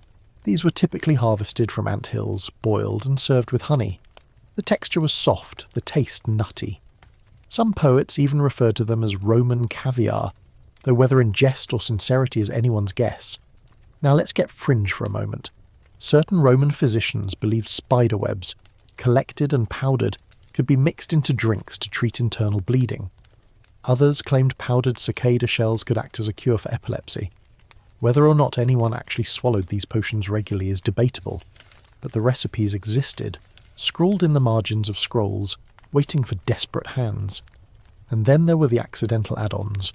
Honey, prized for its sweetness and longevity, was rarely strained to perfection. Bees, wax, and the occasional larva were part of the package. You'd dip your bread, find a squish, and either spit or chew, depending on your mood. Some accepted it with a shrug, nature's extra. In Rome's bustling kitchens, bugs were a constant. Pantries without tight lids meant mealworms in your lentils, beetles in your flour, and moths in your dried fruit. And while the wealthy could afford sealed amphorae and regular inspections, the poor dealt with it daily. Shaking out the grain sack became a morning ritual. What didn't crawl away went into the pot. Let's zoom in on a public bakery near the Tiber. A slave shovels grain into a massive stone mill. He pauses to flick away a beetle but doesn't stop grinding. There's no time and no one cares. The flour smells faintly musty, but it will be baked before anyone notices, or at least before anyone complains. Satirists, of course, couldn't resist. Marshall once joked that a friend's bread was so filled with insects, it needed a second crust just to hold the guests inside. Another writer claimed he bit into a fig and found more legs than seeds. The humour was dry, but the message was clear. Bugs were a fact of life. You laughed or you starved. Now, Consider the psychology. In a society obsessed with hierarchy, bugs in your bread were also a class marker. The elite scoffed at insect-laced loaves, though they too ate them occasionally without realising. The poor, on the other hand, knew their food wasn't perfect. But they also knew bugs meant protein, energy, and sometimes even crunch. You chewed carefully and moved on. Here's a callback. Remember those barley gruels from earlier? They were perfect camouflage for bugs. Once boiled, everything blended into a grey mush. Was that a lentil? A beetle? A piece of chickpea husk? You'd never know, and that was probably for the best. One open scholarly debate centres on how Romans perceived these tiny co-diners. Were they seen as unfortunate intrusions or part of nature's gift?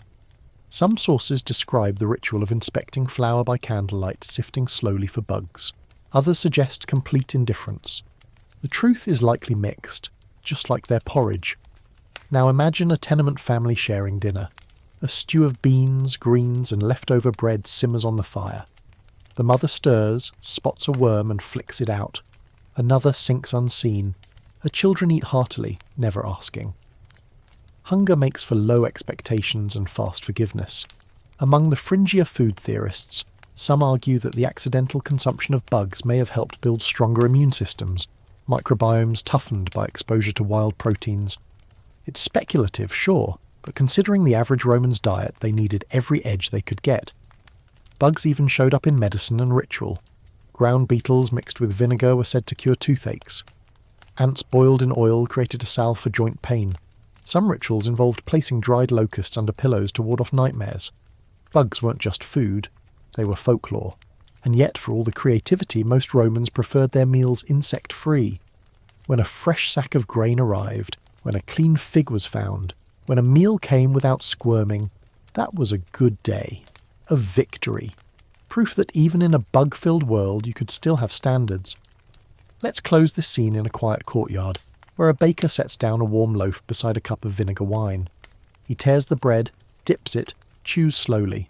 There's a slight crunch. He pauses, frowns, and keeps eating. Because in Rome, food was food, and bugs were just part of the texture. The sky over Rome darkens to a velvet bruise as the banquet hall fills with laughter, candlelight, and the muffled sighs of overeating. Reclining on cushions, draped in togas and smug self-satisfaction, Rome's elite reach for the wine jugs, their belts already loosened. The dishes have come and gone. Honey-glazed dormice, roast peacock, jellied eel, and now, for those who still have room, or think they do, dessert awaits. But wait, aren't they full? Isn't the human stomach finite? Enter the most persistent myth in Roman culinary lore, the vomitorium. Contrary to popular belief, the vomitorium wasn't a place where Romans purged mid-feast to make room for more flamingo tongue. It wasn't a bathroom, a marble-lined puke chamber, or a social trough of debauchery. In fact, a vomitorium was an architectural feature, a grand exit corridor in amphitheatres and stadiums designed to spew forth crowds efficiently. The term comes from vomere, meaning to discharge, and it referred to the audience, not the audience's lunch. So how did we end up imagining a world where emperors casually regurgitated oysters between courses? Blame a tangle of mistranslations, overactive Victorian imaginations, and a real Roman tendency toward gastronomic excess. While there's no evidence of designated purge rooms, there is plenty of evidence that Roman feasting could get out of hand. Elite Roman banquets, convivia, were less about nourishment and more about performance. Hosts aimed to impress with rare foods, elaborate presentations, and courses that tested the limits of the digestive system. It was theatre with truffles and satire. The more exotic the dish, the more prestigious the host. Ostrich eggs, jellyfish, and sows' wombs all made appearances, often wrapped in gold leaf or surrounded by mechanical peacocks that fanned their tails mid-course. These events could last for hours, even days. Reclining on triclinia, dining couches, guests were encouraged to eat slowly, deliberately, and continually. Servers rotated through with hand towels, perfumed oil, and fresh wine. And yes, some guests excused themselves mid-feast, not to a vomitorium, but perhaps to a quiet corner, to discreetly relieve pressure and return refreshed. This wasn't ritual, it wasn't architectural, it was, well, human. Mainstream historians generally agree that Romans prized appetite as a symbol of abundance. To eat heartily was to signal status, virility, and divine favour. Emperors like Vitellius were infamous for their gluttony. Suetonius tells us he once consumed a dish of pike liver, pheasant brains, flamingo tongues and lamprey eggs, all in one sitting. Did he keep it down? Unclear, but that's not the point. The point is, he could afford to try. So, did Romans vomit during meals? Almost certainly. But did they build special rooms for it? Almost certainly not. More likely they excused themselves briefly, using cloths or chamber pots or simply stepping outside. The wealthy had slaves to clean up afterward. The poor just didn't have this problem. They couldn't afford to overeat in the first place. Let's shift now to a more modest gathering. A merchant's family hosts a birthday feast. There's roasted goat, figs, bread soaked in oil, and cheap wine flowing freely. The guests eat with gusto, laughing through full mouths. After a while, someone leans back, groans theatrically, and pats his belly. No one rushes to vomit. They unbuckle their belts, lie flatter on their couches, and let the wine dull the ache. Among Rome's less refined citizens, vomiting for room was considered vulgar, even animalistic. Philosophers like Seneca scorned the practice, describing it as the sign of a man who worships his mouth more than the gods, and yet he acknowledges its frequency, particularly among the idle rich. Hypocrisy was always part of the seasoning in Rome. Let's talk about emetics. Yes, they existed. Roman physicians prescribed mixtures of salt water, ipecac-like roots, and herbal teas to induce vomiting, not for gluttony, but to rebalance the humours. If you'd overeaten, caught a stomach bug, or simply wanted to start fresh, a purge might be recommended. But this was medical, not recreational. That said, some wealthier Romans began to blur the lines, using emetics to clear the way for more indulgence. Imagine it. A vomit to cleanse the palate. Charming. Now, for a particularly fringe notion, some temples had oracular priests who fasted for days, then consumed massive quantities of food in ritualistic feasts, followed by forced purges. The idea was to symbolically absorb, then release, divine chaos. There's scant evidence, but the myth persists, probably because it fits so well with our image of Roman excess. Whether or not it happened, people believed it could have, and that's almost as telling. Satirists, as always, had a field day. The poet Juvenal described a man who had slaves hold him upside down to shake food from his stomach, like a wineskin. Martial joked about party guests who disappeared behind the curtains, returned pink-cheeked and hollow-bellied. The lines between fact and mockery were blurred, but the message was clear. Excess was absurd, and everyone knew it. Let's pause in a candlelit atrium, where a young noble tries to keep up with the older guests. He's overstuffed, overwhelmed, and tipsy. He slips away quietly, stepping into a cool corridor. There's no vomitorium, just a bench, some herbs, and a patient slave with a towel. He leans over, retches softly, wipes his mouth, and returns to the couch with a smile. Dessert is being served. Dessert, incidentally, was often just as intense as the courses before. Honey cakes, dried fruits stuffed with nuts, wine-soaked pastries, and cheeses drenched in mulsum, spiced wine syrup. If your stomach was already groaning, these sweets could tip the scales. Hence the need, perhaps, for that not-so-mythical pause. Here's a modern comparison. Imagine Thanksgiving, but with 20 more courses, no chairs, no elastic waistbands, and the ever-present threat of someone releasing a trained flamingo. That's a Roman banquet. It wasn't designed for comfort. It was designed for awe. Yet not all Romans embraced this lifestyle. The Stoics, the Cynics, the Moralists, they all warned against gluttony. To them, a man was most powerful when he could eat plainly and walk away satisfied. Control your appetite, said Epictetus, or it will control you. Unfortunately, such advice rarely landed well in a room full of roast ostrich and laughter. Let's walk past a crumbling tenement now. Inside, a family eats a quiet meal. Barley gruel, pickled onions, and a shared fig. No belt loosening, no slaves. Just gratitude and a warm fire. They've heard tales of elite feasts, of vomiting and indulgence, and they roll their eyes. Must be nice, the father mutters. His son grins. Someday I'll eat until I burst. His mother smacks his head gently and hands him another crust. One open, scholarly debate centres around whether the Romans viewed these feasts as moral decline or divine right. Some inscriptions praise banquets as gifts from the gods, proof of abundance and imperial favour. Others frame them as signs of corruption, warnings of decadence and doom. Did the average Roman see overindulgence as shameful or aspirational? The answer probably depended on whether you were holding a silver fork or begging for crusts outside the gate. So, to sum it all up like a good after-dinner digestive, the vomitorium wasn't real. But the reasons we believed in it absolutely were. The Romans did feast to excess. They did vomit. They did build palaces around their appetites. And we, centuries later, mistook their architectural exits for exits of another kind. It's a misunderstanding rooted in awe. How could they eat that much, that often, with that much flair? Surely, we reasoned, they must have invented a system. But the truth is simpler, messier, and more human. They didn't build rooms for it. They just found a quiet corner, leaned over, and hoped no one was watching. And maybe, in a way, that's even more Roman. The sun dips behind the Palatine Hill, casting long shadows over the opulent mansions of Rome's wealthiest citizens. Inside one such villa, a feast is already well underway. Marble floors shimmer beneath oil lamps, peacocks strut in the courtyard, and a servant carefully balances a silver tray piled with tongues, flamingo tongues to be exact, glistening, rosy, and absurdly expensive. Welcome to the strange, luxurious, and sometimes stomach-turning world of upper-class Roman feasting, where nothing was off limits, and revolting was often the point. It's tempting to think that only the poor had to suffer through questionable meals, but the truth is more complicated. The rich had options, yes, but those options often veered into bizarre and excessive territory. If the poor scraped by on stale bread and insect-flecked gruel, the rich stuffed themselves with imported sea creatures, offbeat organs, and elaborately disguised leftovers. It wasn't about taste, it was about spectacle. Let's start with flamingo tongues.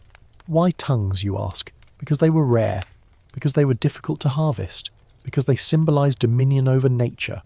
Also, according to some, because they had a delicate texture and absorbed flavours well. More likely, though, they were a culinary flex. A typical elite feast might involve a dozen flamingos, each slain and served not for their meat, but for the tiny fork-sized prize within their beaks. And this was just the beginning. Apicius, the famed Roman gastronome whose name became shorthand for extra, recommended dishes like sow's wombs poached in wine, jellyfish with eggs, and parrots stewed in fig syrup. His cookbook, De Re Coquinaria, reads like a fever dream of indulgence. Recipes include ingredients like garum, lovage, and myrtle berries, but always with a twist. Why use beef when you can use ostrich? Why serve fish whole when you can gelatinize it? Of course, these extravagances didn't go unnoticed. Philosophers like Seneca scorned them. You say you are feeding guests, he once wrote, but you are feeding your vanity. Yet that didn't stop hosts from pushing the envelope. After all, a feast wasn't just dinner. It was a performance, a political manoeuvre, a social ladder rung. You impressed not by filling your guests' bellies, but by astonishing them into silence. Eel pudding, for instance, was a showstopper. Not so much a pudding in the modern sense, it was more like a moulded gelatin packed with poached eel, herbs and wine sauce. Served cold, it shimmered under candlelight and often came moulded in grotesque shapes. Skulls, hands, or even miniature amphorae. Eating it was as much a dare as a delight. Let's set the scene.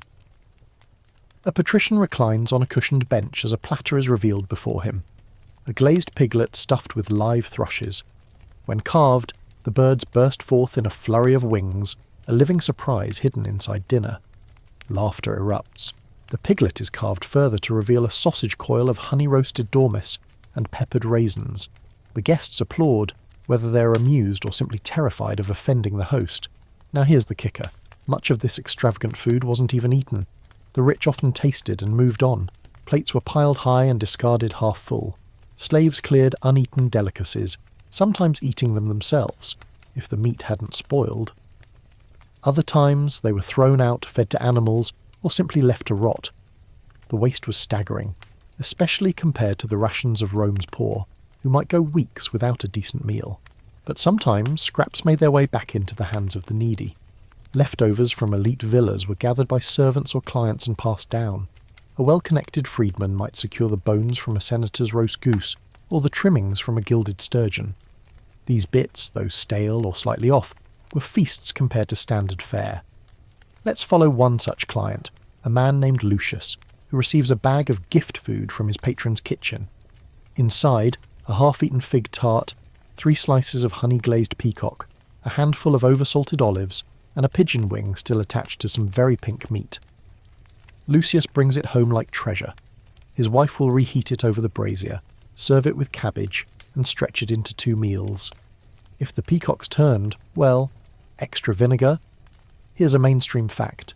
Roman food distribution was deeply tied to politics.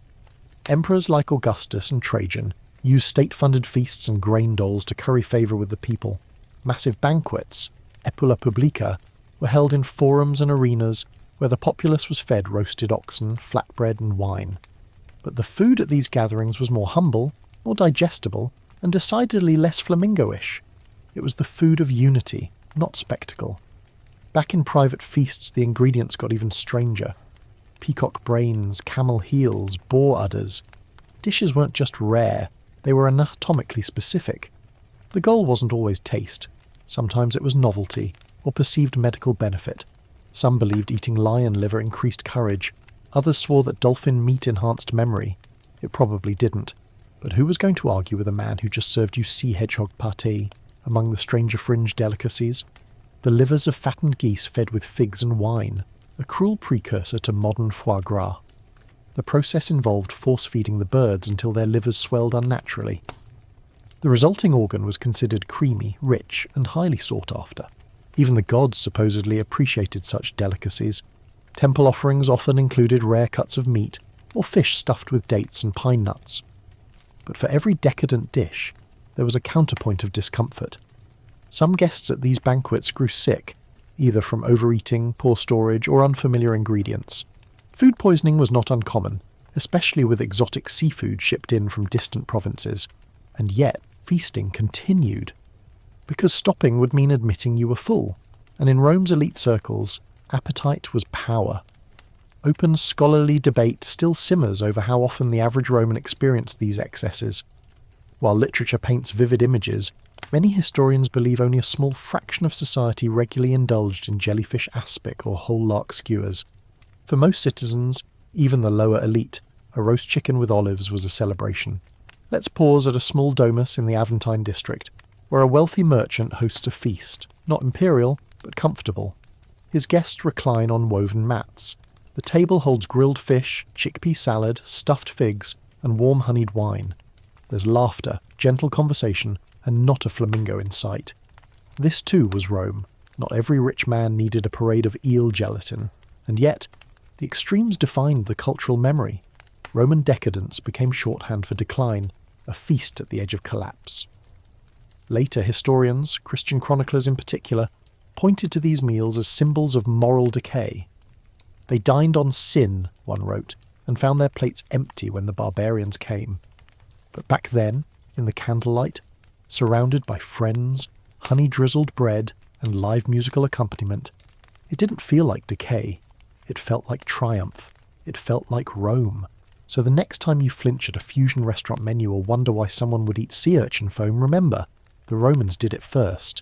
And probably weirder, the moon casts a pale light over the rooftops of ancient Rome as quiet prayers drift skyward from the threshold of a modest home. Inside, a family kneels before a small altar, heads bowed, hands clasped. The scent of incense hangs heavy in the air. Today is a fast day, and dinner, if you can call it that, is nothing more than a thin broth, a heel of bread, and a pot of salted fish left to stew since morning. It smells faintly of the sea, and of things that maybe should have stayed there. For many Romans, religion wasn't a weekly affair. It was a daily rhythm, woven into meals, chores, even bath times, and that rhythm came with restrictions. Days of feasting were punctuated by days of fasting. Sacred festivals, funerals, rites of purification, all demanded adjustments to the menu. And in those moments, when sacrifice trumped satisfaction, cuisine turned from indulgence to endurance. Salted fish, often rotten, always pungent, became the backbone of religious fasting fare. Not because it was holy, but because it was not meat. Fish, being cold-blooded and aquatic, didn't count as flesh in the same sense. Religious rituals tied to purification, mourning or observance often prohibited red meat, poultry, or anything deemed hot-blooded. The result? A cuisine of compromise.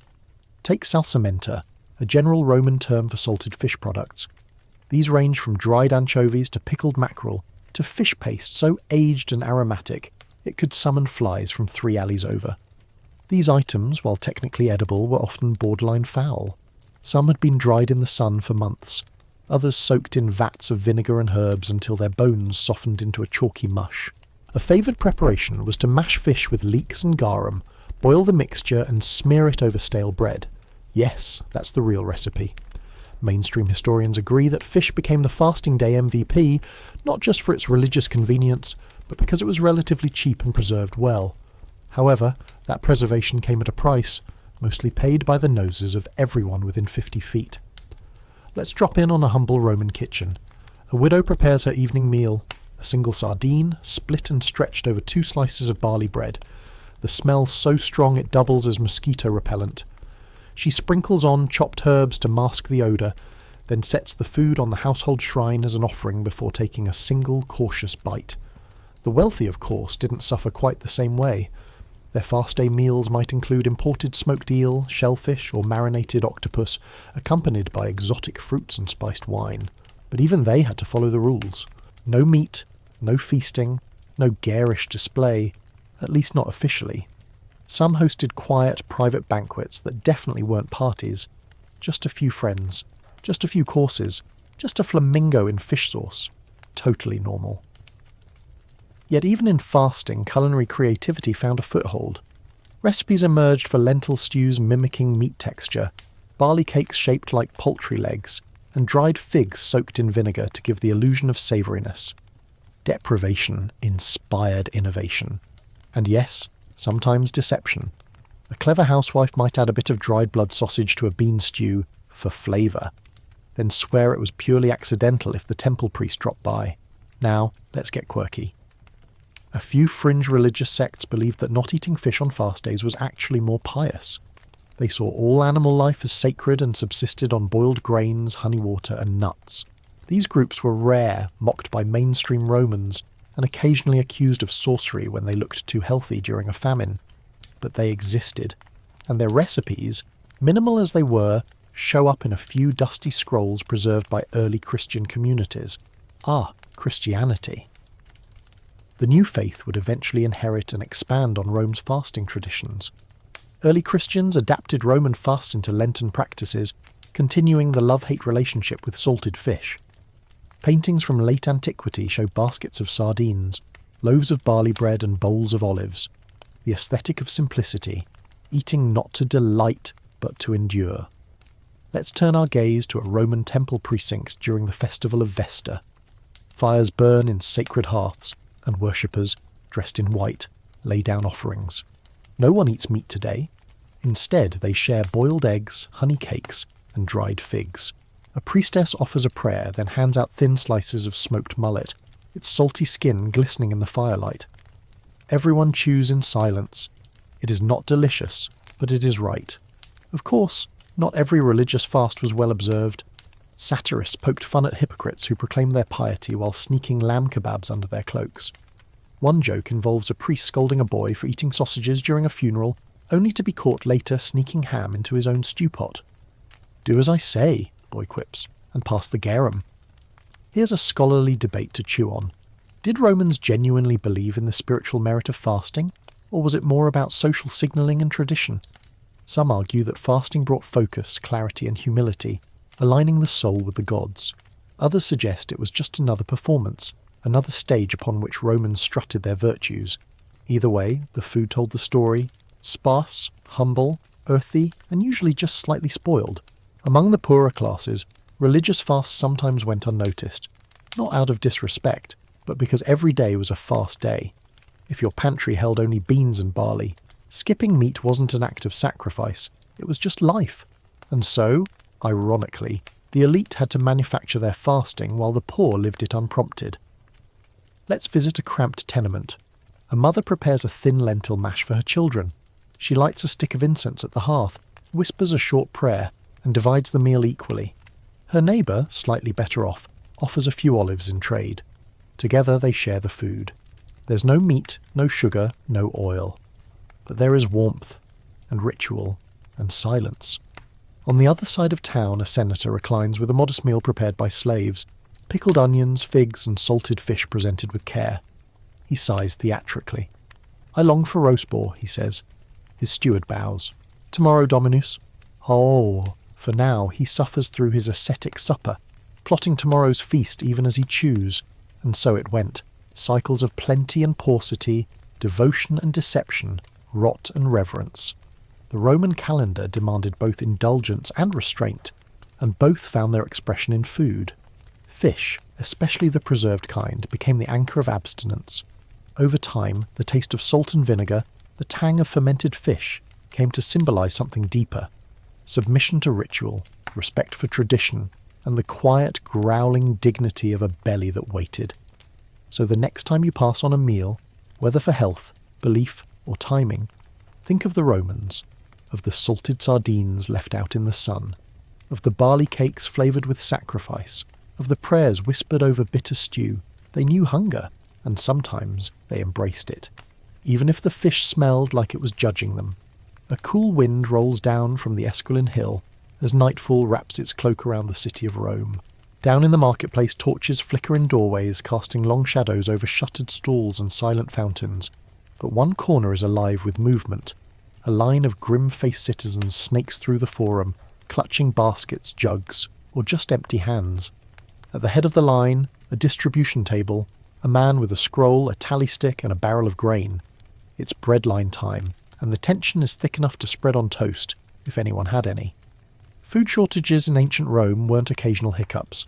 They were recurring storms that tested the city's infrastructure and the patience of its people. Though Rome boasted a vast network of trade routes, farms, and granaries, it also boasted over 1 million hungry mouths. And when even a single link in the supply chain faltered, chaos wasn't far behind. The Roman grain dole, Annona, was designed to feed the masses. Citizens received monthly rations of grain, measured out by weight, registered by name. At its peak, the program distributed enough wheat to feed over 200,000 people. It was a marvel of logistics and a pillar of imperial propaganda. But when ships were delayed by storms, blockades, or pirates, that marvel quickly buckled. Mainstream historians agree. Food distribution was Rome's political lifeline. Emperors who maintained the grain supply were adored. Those who didn't risked revolt. Nero, for all his faults, understood this. After the Great Fire, he opened his private granaries and lowered prices. Caligula, on the other hand, once delayed shipments to make a point, and nearly lost his head to the ensuing outrage. Let's zoom in on a chaotic morning at the Porticus Minutia Frumentaria, the designated grain distribution centre. Hundreds of citizens press forward, their faces tight with worry. Rumours swirl. The African shipment was late. The Tiber is flooded. The weights are being manipulated. A woman shouts that her name was erased from the list. A man swears the flour smells like rat urine. A guard raises his voice, then his club. The line moves, barely. But for those denied grain, the options are bleak.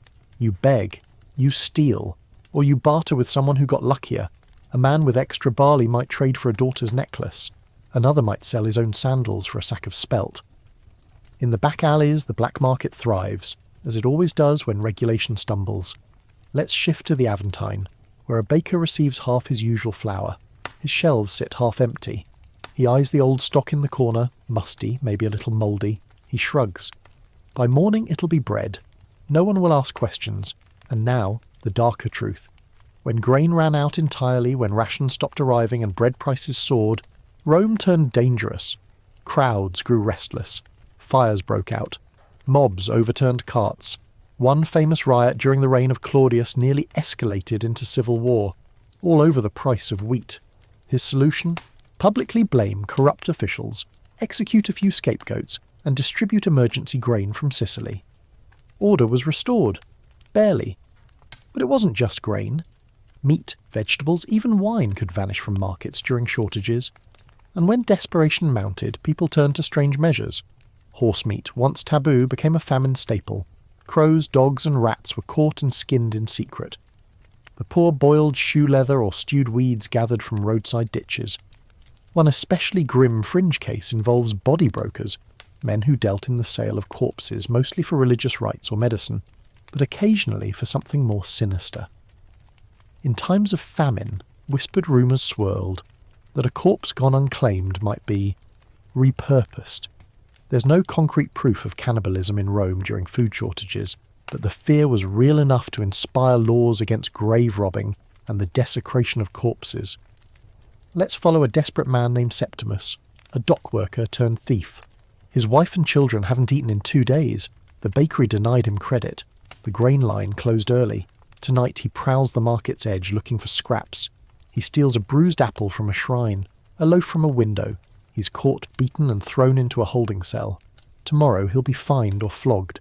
His family will still be hungry. Now compare that to a wealthy villa on the Caelian Hill. The matron frets over the quality of her wheat import. It's dusty, she says, not like the stuff from Egypt. Her steward apologises, promises better by next week. She sighs and orders the servants to make couscous instead. In the city below, her neighbours fight over stale barley. Here's a scholarly debate worth stirring. Were these food shortages natural consequences of scale or symptoms of deeper rot, bureaucracy, corruption, and systemic imbalance?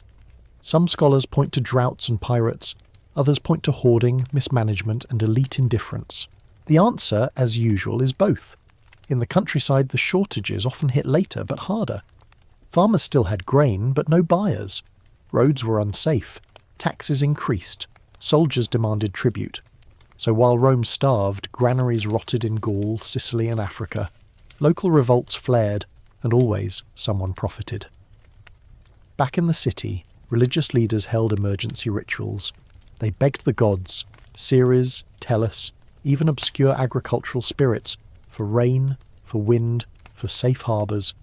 Processions of fasting citizens wound through the streets, chanting, praying, offering mouldy loaves at shrines. Did it work? Who knows? But belief filled the belly, if only for a moment. Meanwhile, the empire grew. More mouths, more pressure. Emperors responded with bigger ships, more bureaucracy, and promises of eternal plenty. Grain fleets became naval priorities. Ports were expanded, but the cracks remained. And when they widened, riots erupted, not just over food, but over dignity. Hunger reveals what civility conceals. One quirky detail.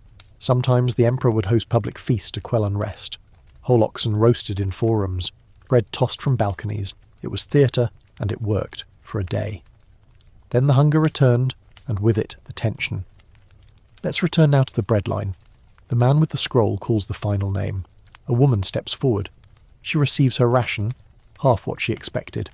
She says nothing, just nods, clutches her sack, and disappears into the crowd. This, too, was Rome. Not the marble and gold, not the banquets, but the waiting, the hoping, the trading of trinkets for crumbs, the simmering fear beneath the surface of the world's most powerful city. So next time you grumble over a late delivery or an empty store shelf, remember the Romans, who stood in the shadows of temples waiting for grain that may never arrive, clutching their tokens and muttering prayers not to gods, but to bureaucracy. Because in Rome, food was never just food. It was politics. It was power. And when it vanished, so did the illusion of peace. A dry wind sweeps over the worn stones of the Appian Way, where Roman sandals crunch across dust and gravel, and the summer sun turns every stone into a skillet. The city is quiet, eerily so. The market stalls are closed. The fountains have slowed to a trickle, and inside the tenements and temples a grim hush has settled. It's famine season, and in its grip, even the unthinkable becomes part of the menu. When food supplies failed completely, when grain convoys never arrived, and bread lines ended with empty baskets, Romans turned to desperation dishes. Meals made not of food, but of what could simply be swallowed. Bark, grass, bricks ground into powder. It was survival in the rawest form. You ate what your stomach would tolerate, and you prayed it wouldn't kill you. Let's start with tree bark. It wasn't a delicacy, not even close. But the inner layers, specifically the cambium between the wood and the outer bark, could be scraped, dried, and ground into a fibrous powder. This was then mixed with water and sometimes a pinch of ash to make a flat, bitter cake. Chewing it was like gnawing old rope soaked in vinegar, but it gave the illusion of fullness, and when your children were crying, even that was enough. Mainstream historical accounts from times of extreme scarcity mention bark-based gruel and famine bread made with up to 60% non-food filler. Bark, sawdust, or pulverised husks. In some regions, a particular variety of elm was prized not for its shade, but for its chewability. Farmers stripped it bare during bad harvests, and the trees died quietly as their branches fed the people. Then came bricks. Not whole, of course, but powder scraped from sun-dried mud or crumbled from unused walls. Clay was believed to have some absorbent cleansing qualities. Some Roman doctors even prescribed small amounts for indigestion, but desperate citizens took this farther, mixing clay dust into their flour to stretch it. The resulting bread was dry, bitter, and often dangerously sharp. It wore down teeth, aggravated stomach ulcers, and in some cases poisoned the very people it was meant to sustain. Let's peer into a tenement kitchen, where a woman kneels beside her hearth, pounding old mortar into dust. She stirs it into a slurry with a handful of barley. Her husband looks on, silent. He knows what it is, but he won't stop her. Tonight, it will pass for soup. Tomorrow, who knows? Other desperate ingredients found their way onto the table. Chalk scraped from walls, straw ground into powder, boiled leather sandals simmered until soft and seasoned with garlic, parchment boiled down to a thin, gelatinous broth. There are scattered mentions in Roman literature of people eating scrolls during famine, not metaphorically, but literally. The ink was bitter, the parchment chewy, but it filled the void. In the countryside, survival meals took different forms. Wild roots that were usually toxic were boiled repeatedly to leach out the poisons. Acorns were ground and soaked for days, then baked into flat, dense discs. Even insects, usually avoided, were harvested and roasted. Ants, earthworms, beetles. Not delicacies, but calories. And calories were king. One fringe remedy involved boiling crushed rocks in vinegar and straining the liquid, which was thought to carry trace minerals. It tasted metallic, but supposedly eased hunger pangs. Whether it actually worked or was just the placebo effect of warm liquid, no one can say. But the recipe appears in at least 2 medical manuscripts from late antiquity. Let's walk now through a makeshift soup kitchen, really just a courtyard where volunteers ladle a watery broth into cracked bowls. It contains cabbage stems, onion skins, and bits of bark. Children clutch their bowls with both hands, sipping slowly, savouring every gritty, tepid mouthful. For some, this will be their only meal today. The psychological toll of these meals was enormous. Hunger weakens the body, yes, but also the mind. People grew paranoid, irritable, even delirious. Fights broke out over spoiled figs. Thefts increased. Some turned to the temples, begging the gods for aid. Others cursed the heavens and whispered that maybe the gods had left. But food, real food, was still out there. In elite homes, in military storehouses, in sealed granaries. The problem wasn't always production. It was access. A senator with 20 sacks of wheat might choose to hoard them, waiting for prices to rise. A corrupt official might sell half the grain shipment to black market dealers, and a well-fed garrison might guard its stores more tightly than the city gates. Here's a bleak truth. Starvation in Rome wasn't just a natural disaster. It was often a man-made one. This fed resentment. Riots weren't just expressions of hunger. They were expressions of fury, that the system had failed, that the promises were lies, that Rome, the eternal city, cared more about pageantry than people. Sometimes, citizens struck back in creative ways. A satirist wrote of a crowd storming a corrupt merchant's warehouse, only to find it filled not with grain, but with imported perfumes. They burned it anyway, and the scent drifted over the city, a funeral incense for their hopes. Let's pause at a funeral procession now.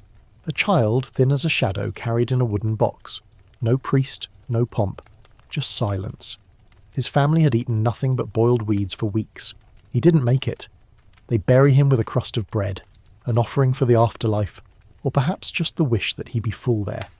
And still, the city moved on. Senators debated, poets wrote, and soldiers drilled. Hunger didn't stop the empire, but it cracked it, chipped away at its marble illusions. It reminded Rome that greatness without grain was just a hollow promise. Even the language bore scars. The word for famine, fames, became a ghost, a spectre invoked in poetry and prayer. Fames stalks the street, they would say. Thames devours the young. It wasn't just hunger, it was personified despair. One open scholarly debate surrounds the actual caloric intake of Romans during famine periods.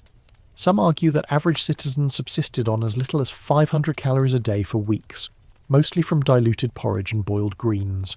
Others believe many simply starved in silence, their deaths unrecorded, their stories lost.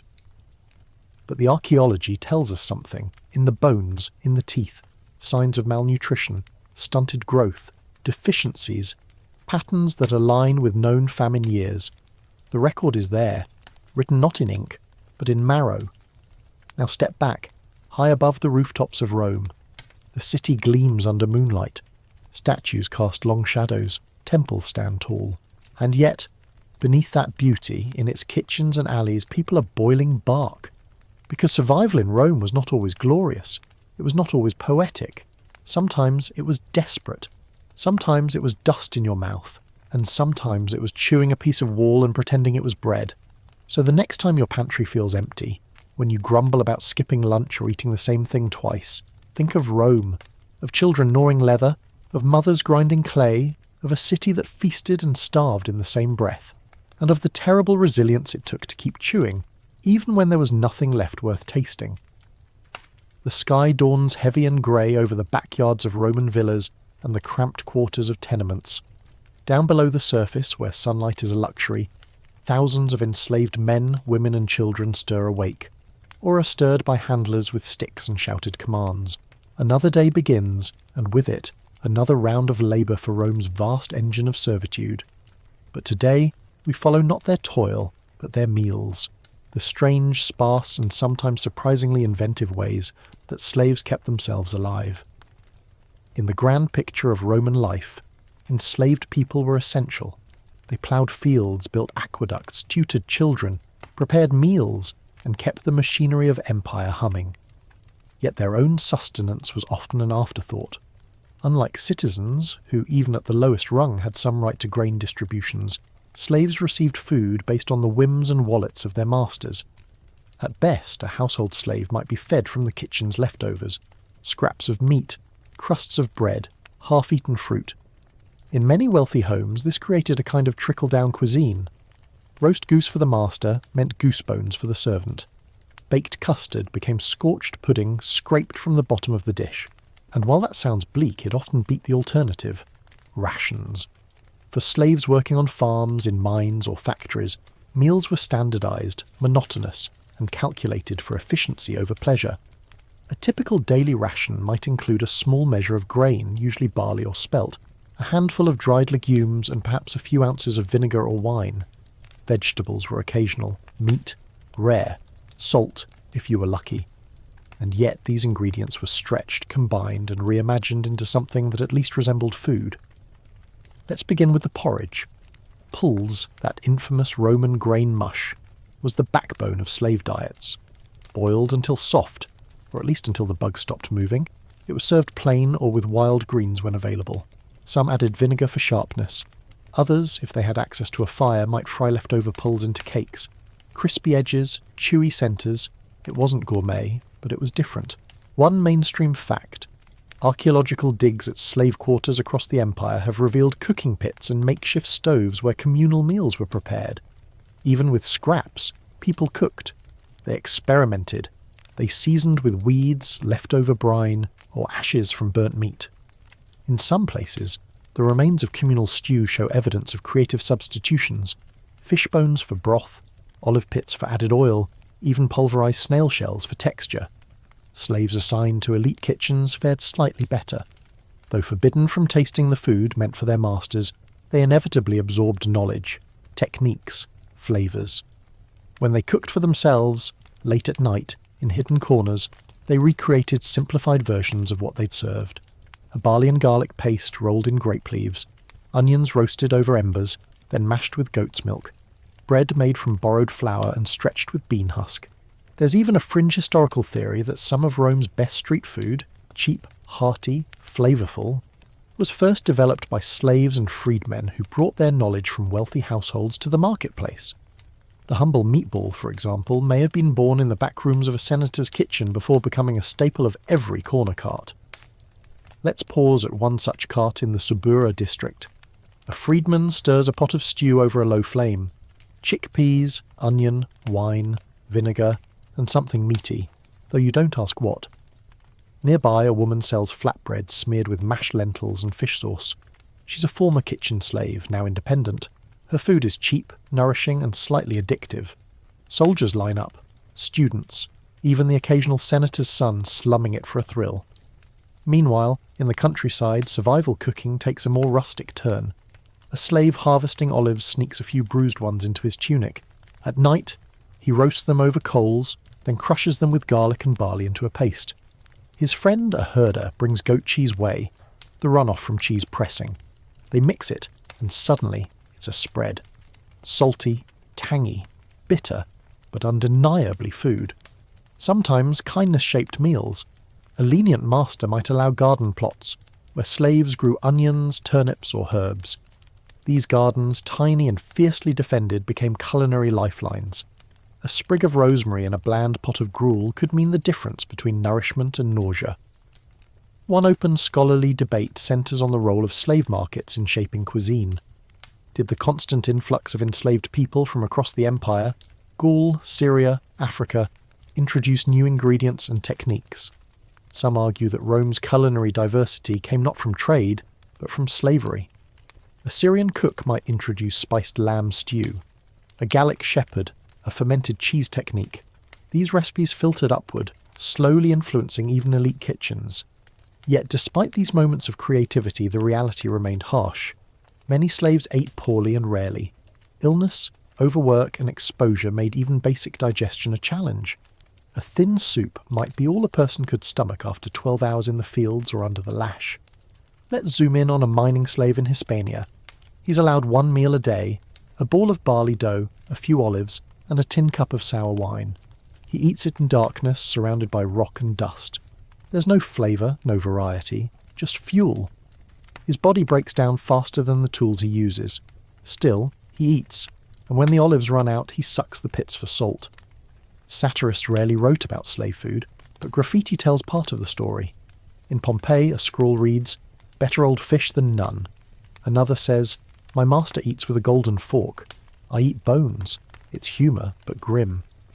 And yet, there were stories of resilience. Slaves who pooled ingredients for feast days, who hid figs for weeks to share during Saturnalia, who sang songs while cooking, turning a pot of boiled weeds into something communal.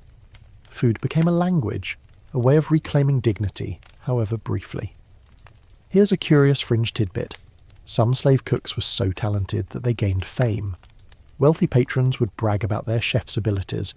A good cook could elevate an entire household's status. Occasionally these cooks were freed and went on to open taverns or even write cookbooks, though their names are often lost to time, but most never escaped the kitchens. Their meals, their tricks, their substitutions, all passed along orally, in whispers and stirrings and seasoning pinches. The legacy of their survival lies not in statues or scrolls, but in flavour profiles that lingered, morphed, and eventually became part of Italian cuisine itself. So imagine one last kitchen. A windowless room, a single fire pit. 3 slaves huddled around a pot of lentils, garlic, and something that might be rat or rabbit. They eat quietly, tired, but together. And for a few minutes, the empire outside vanishes. Because even in chains, even in hunger, people still cooked, still shared, still seasoned what little they had. And in doing so, they turned survival into resistance, bite by bite. A low thunder rumbles over the 7 hills of Rome, not from the sky, but from the city itself. It's the sound of unrest, of thousands of stomachs gnawing at themselves, of desperation stretching tight across a starving metropolis. The aqueducts still flow, the statues still gleam, but something has fractured beneath the surface. Rome is under siege, sometimes by enemies, sometimes by weather, and sometimes by its own incompetence. And when the gates close and the supplies dwindle, people begin to eat the unimaginable. Sieges in ancient Rome weren't frequent, but when they happened, they were brutal. The city's immense walls and strategic layout made it a hard target for outside forces, but Rome had no shortage of internal conflicts. During civil wars, rebellious generals, and barbarian incursions, Parts of the city could be cut off from food sources for weeks, sometimes months. And as panic replaced routine, the Roman diet took a dark and historic turn. The earliest reports of siege-related starvation date back to the early Republic, when neighbouring tribes attempted to blockade the city. Later, under emperors like Aurelian or during the Gothic Wars, entire neighbourhoods found themselves encircled, isolated, and left to fend for themselves. Granaries were looted, breadlines collapsed, markets vanished. Hunger began its slow, humiliating march. At first, people stretched what little they had: wheat husks, lentil flour, and dried fruit hidden in storage pits. Then they turned to substitutes. Leather sandals were boiled into broth. Linen was shredded and steeped like tea. Wooden spoons were scraped for residue. Even straw and hay, usually reserved for animals, were soaked and chewed for hours. It didn't matter that it wasn't nourishing. It filled the mouth. It distracted the body from the ache in the gut. Mainstream historians document these famine foods with increasing alarm as the crises worsen. One particularly vivid account from the Siege of Rome by Alaric the Visigoth in 410 CE describes citizens chewing dry mortar mixed with olive oil, hoping to mimic the texture of porridge. Another speaks of women grinding pine cones into meal. A third, more gruesome, tells of rats sold for the price of a lamb. And then there's the soup, if it can be called that. Siege stew, as it was later called in a Roman jest, was a pot of boiled whatever: cabbage cores, beet greens, goat hair, crushed snails, bits of boot leather. It simmered over low fires, endlessly stirred, often shared. The taste varied depending on ingredients, but it was always bitter, always grey, and always necessary. Let's step into a crumbling insula during one such siege. A grandmother stirs a pot while her grandchildren nap nearby. The windows are boarded, the neighbours are silent. In the pot, 2 pigeon feet, some rainwater, and a chunk of what was once rope. She adds vinegar and wild mint to soften the fibres. The children won't know the difference, she hopes. And then there were the animals. At first the dogs disappeared, then the cats, then the pigeons. Urban animals became prey. People who once shooed street dogs now hunted them with stones. Horses were slaughtered in alleyways. Pets vanished from courtyards. Even sacred animals weren't safe. A temple goat could feed a block. Superstition bowed to hunger. One open scholarly debate surrounds a series of inscriptions and graffiti discovered near the Forum Boarium, Rome's ancient cattle market. Etched hastily into stone, they reference the last ox, the soup of hooves, and the horned god who fed 10. Some believe these mark a real moment in time, a final feast before starvation. Others argue they're metaphorical. Either way, they reflect a society pushed past its limits. And then, hovering at the very edge of record and rumour, there are the cannibalism stories. Roman writers, ever dramatic, sometimes hinted at them. Mothers driven mad, graves disturbed, the flesh of the dead reused. Official records are coy. The shame was too great. But clues persist. A satirical poem describes meat pies from the field of Mars. A court record accuses a man of selling uncertain sausages. A burial pit near the Aurelian walls contains human bones marked with butchery cuts. Deep slices in femurs and ribs, consistent with defleshing. No definitive proof, but the whispers remain. Let's walk into a temple courtyard. Now, a shelter. Dozens lie curled on stone floors, too weak to move. A priest moves among them, offering water and stale bread. One man clutches a cloth-wrapped object. When asked what it is, he says, "A lamb shank." But the smell is wrong. The shape, too slender. No one questions him. The emotional toll was immense. Hunger reduced citizens to scavengers. Families fell apart. Parents stole from children. Neighbours turned on each other. Order broke down. And through it all, the city's outer beauty remained. Columns still stood. Mosaics still glittered. Statues still stared impassively at the starving masses. Food became currency in its cruelest form. A single loaf could buy loyalty. A handful of barley, a bodyguard. Wine became medicinal. Rationed, traded, hoarded. Even vinegar gained new value. It masked the rot. It stung the stomach into submission, and then, slowly, the sieges ended. Sometimes with relief, sometimes with ruin. Supplies returned, or invaders departed. But recovery was slow, stomachs shrunk, trust vanished. Trust. Some couldn't eat rich food again without falling ill. Others hoarded for the rest of their lives. One poet wrote of a woman who buried dried lentils in her garden every week, in case the walls close again. Yet even in this darkness, humanity flickered. Stories emerged of shared crusts, of strangers offering stew, of children giving up their portions for elders, a kind of siege solidarity, thin, frail, but real. Here's a fringe tidbit. In some parts of the empire, siege recipes became folklore, dishes passed down not for flavour, but for memory.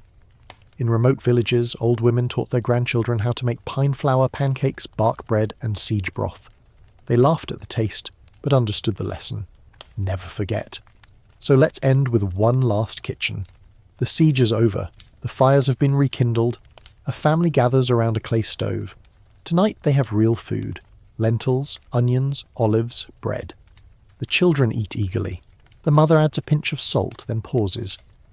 From a sack in the corner, she pulls out a strip of boiled leather, just in case, because Rome never forgot what it tasted like to starve, to chew wood, to boil shoes, to eye your neighbour's meal, and wonder if it had once spoken. And so, amid the city's grandeur, a quiet truth lingered like the smell of old soup.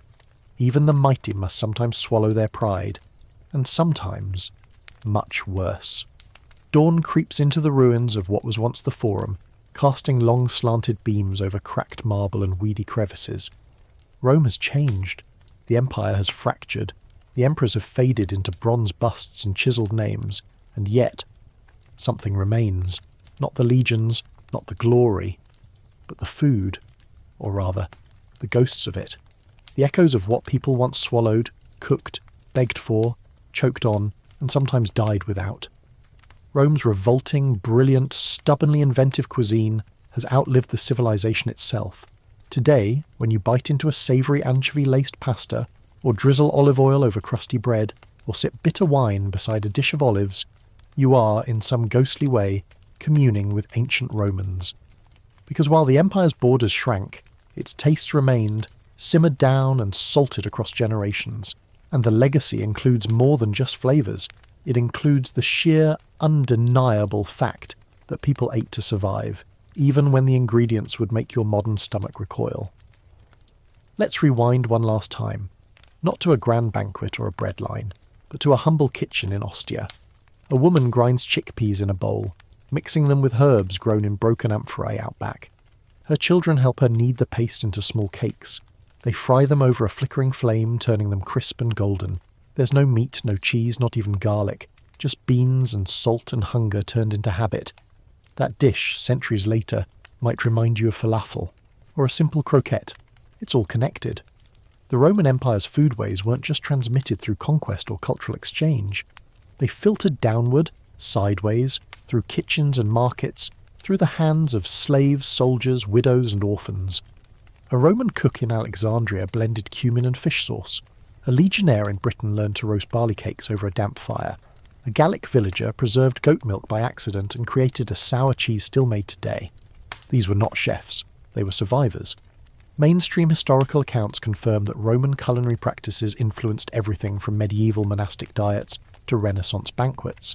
Salted fish, a staple, bread baked in round loaves with cuts across the top, straight from Pompeii's ovens. Even the tradition of stuffing, meats, vegetables or sweets, traces back to the pages of Apicius. But the influence isn't just in what we inherited, it's in what we remember. The weird, the terrible, the creatively disgusting. Consider garum, Rome's infamous fermented fish sauce. For centuries it vanished from Western kitchens. Too pungent, too exotic. Yet in recent decades, a quiet culinary revival has brought it back, this time under the chic label of Colatura di Alici, served in gourmet Italian restaurants. Same process, same smell, slightly nicer bottle. Or take Maritum, the garlicky cheese herb paste spread on bread by poor farmers. It's now recognisable as a cousin to pesto, minus the pine nuts, minus the flair, but every bit as Roman. Even garbanzo beans, fava puree, flatbreads, mulled wine. All these cling to the Mediterranean palate because Rome clung to them first. Despite drought, invasion, religious reform, plague and collapse, some flavours were just too stubborn to die. Here's a quirky fact. The average Roman poor person might not have recognised the modern versions of their survival meals. but they'd certainly recognise the principles. Stretch what you have, mask rot with vinegar. Cook everything twice, never waste an onion. One open, scholarly debate still lingers over the emotional role of Roman food. Was it purely functional for the poor, or did even the simplest meals carry moments of joy? While archaeological digs often focus on caloric content, some scholars point to communal cooking areas, traces of honey, and even decorative pottery as signs that food wasn't just about survival. It was, when possible, about pleasure. Even when the ingredients were vile, even when they weren't food at all. Let's revisit some of Rome's worst offenders, not to disgust, but to marvel. Fish sauce that burned the nostrils and outlived empires. Bread made with ground-up bones and charcoal. Flamingo tongues. Mouldy barley mixed with goat dung. Yes, for medicinal reasons. Rats roasted and served with pepper. Bricks boiled in desperation. Bark soup. Pigeon feet porridge. All real. All eaten. Because to be Roman, especially a Roman without coin or title, was to improvise. And that improvisation, that stubborn resistance to starvation, created its own cultural foundation, not of luxury but of adaptability, one that modern chefs tap into more often than they realise. Today's obsession with nose-to-tail eating. Rome did it out of necessity. Nothing went to waste. Brains, lungs, intestines, marrow and more, all repurposed, reimagined, revered in some cases. Street food? Romans loved it. Bread, beans, fried cheese, meat skewers, all eaten on the go, often standing in alleys or under awnings. Even diet trends owe the empire a nod. Intermittent fasting. Romans did it regularly when food ran out. Fermented vegetables and probiotic-rich condiments. Standard practice. Plant-based meats like mushroom loaves or lentil sausages. Not a TikTok trend. A centuries-old solution to meat scarcity. Yet the darkest legacy may be this. The memory of what starvation does to a society. When the rich feast on sea urchins and peacock brains, while the poor boil bark and bury their dead with breadcrumbs. When a city can light torches for festivals while its tenements turn to dust. When food becomes both symbol and weapon, and Rome, in all its splendour, never figured out how to balance the plate. So where does that leave us, sitting comfortably on full stomachs, listening from the safety of centuries away? It leaves us humbled, in awe of the resilience baked into every gritty loaf, of the endurance stirred into every sour soup, of the ingenuity required to turn rot into a ritual and starvation into a story. The story of Rome isn't just marble and empire, it's gruel, it's fish paste, it's bean mash and goat guts and water stolen from fountains to boil dandelions. It's a city where people survived by eating things you'd turn your nose at, and somehow made some of it stick, into recipes, into cultures, into who we are now. So tonight maybe skip the flamingo tongue, maybe skip, but pour a little oil on your bread. Taste the vinegar, think of garum, and remember, you're part of the story too. The fire flickers low, casting soft gold against the crumbling frescoes of an imagined Roman kitchen. The rush of the city has quieted now. The clatter of amphora, the rustle of grain sacks, even the whispered bartering over scraps. It all fades into the warm hush of memory. You've wandered through alleyways of garlicky steam and vinegar sting, down market stalls sagging with the grotesque and the glorious, across the rooftops where smoke from bark bread once curled toward empty bellies. You've heard the groans of overfull nobles reclining after eel pudding, and the hollow stillness of mothers chewing leather beside sleeping children. This wasn't a story about heroes or glory. It was a story about grit, about people who didn't have the luxury of taste, who seasoned with ash and hope and whatever they could scrounge before the sun went down. People who, in a world of excess and opulence, still found ways to keep their families alive. One chipped bowl of gruel at a time. So, let the images drift now. Leave behind the stew of strange bones and beetle bread. Let your breath slow, your mind soften. There are no more sieges, no more salted rats or whispered myths about meat pies made from... Well, never mind. You're safe, warm, full. The Romans, somehow, made it through, and now, so have you. Sleep well, dream lightly, and maybe tomorrow be grateful for your fridge, or for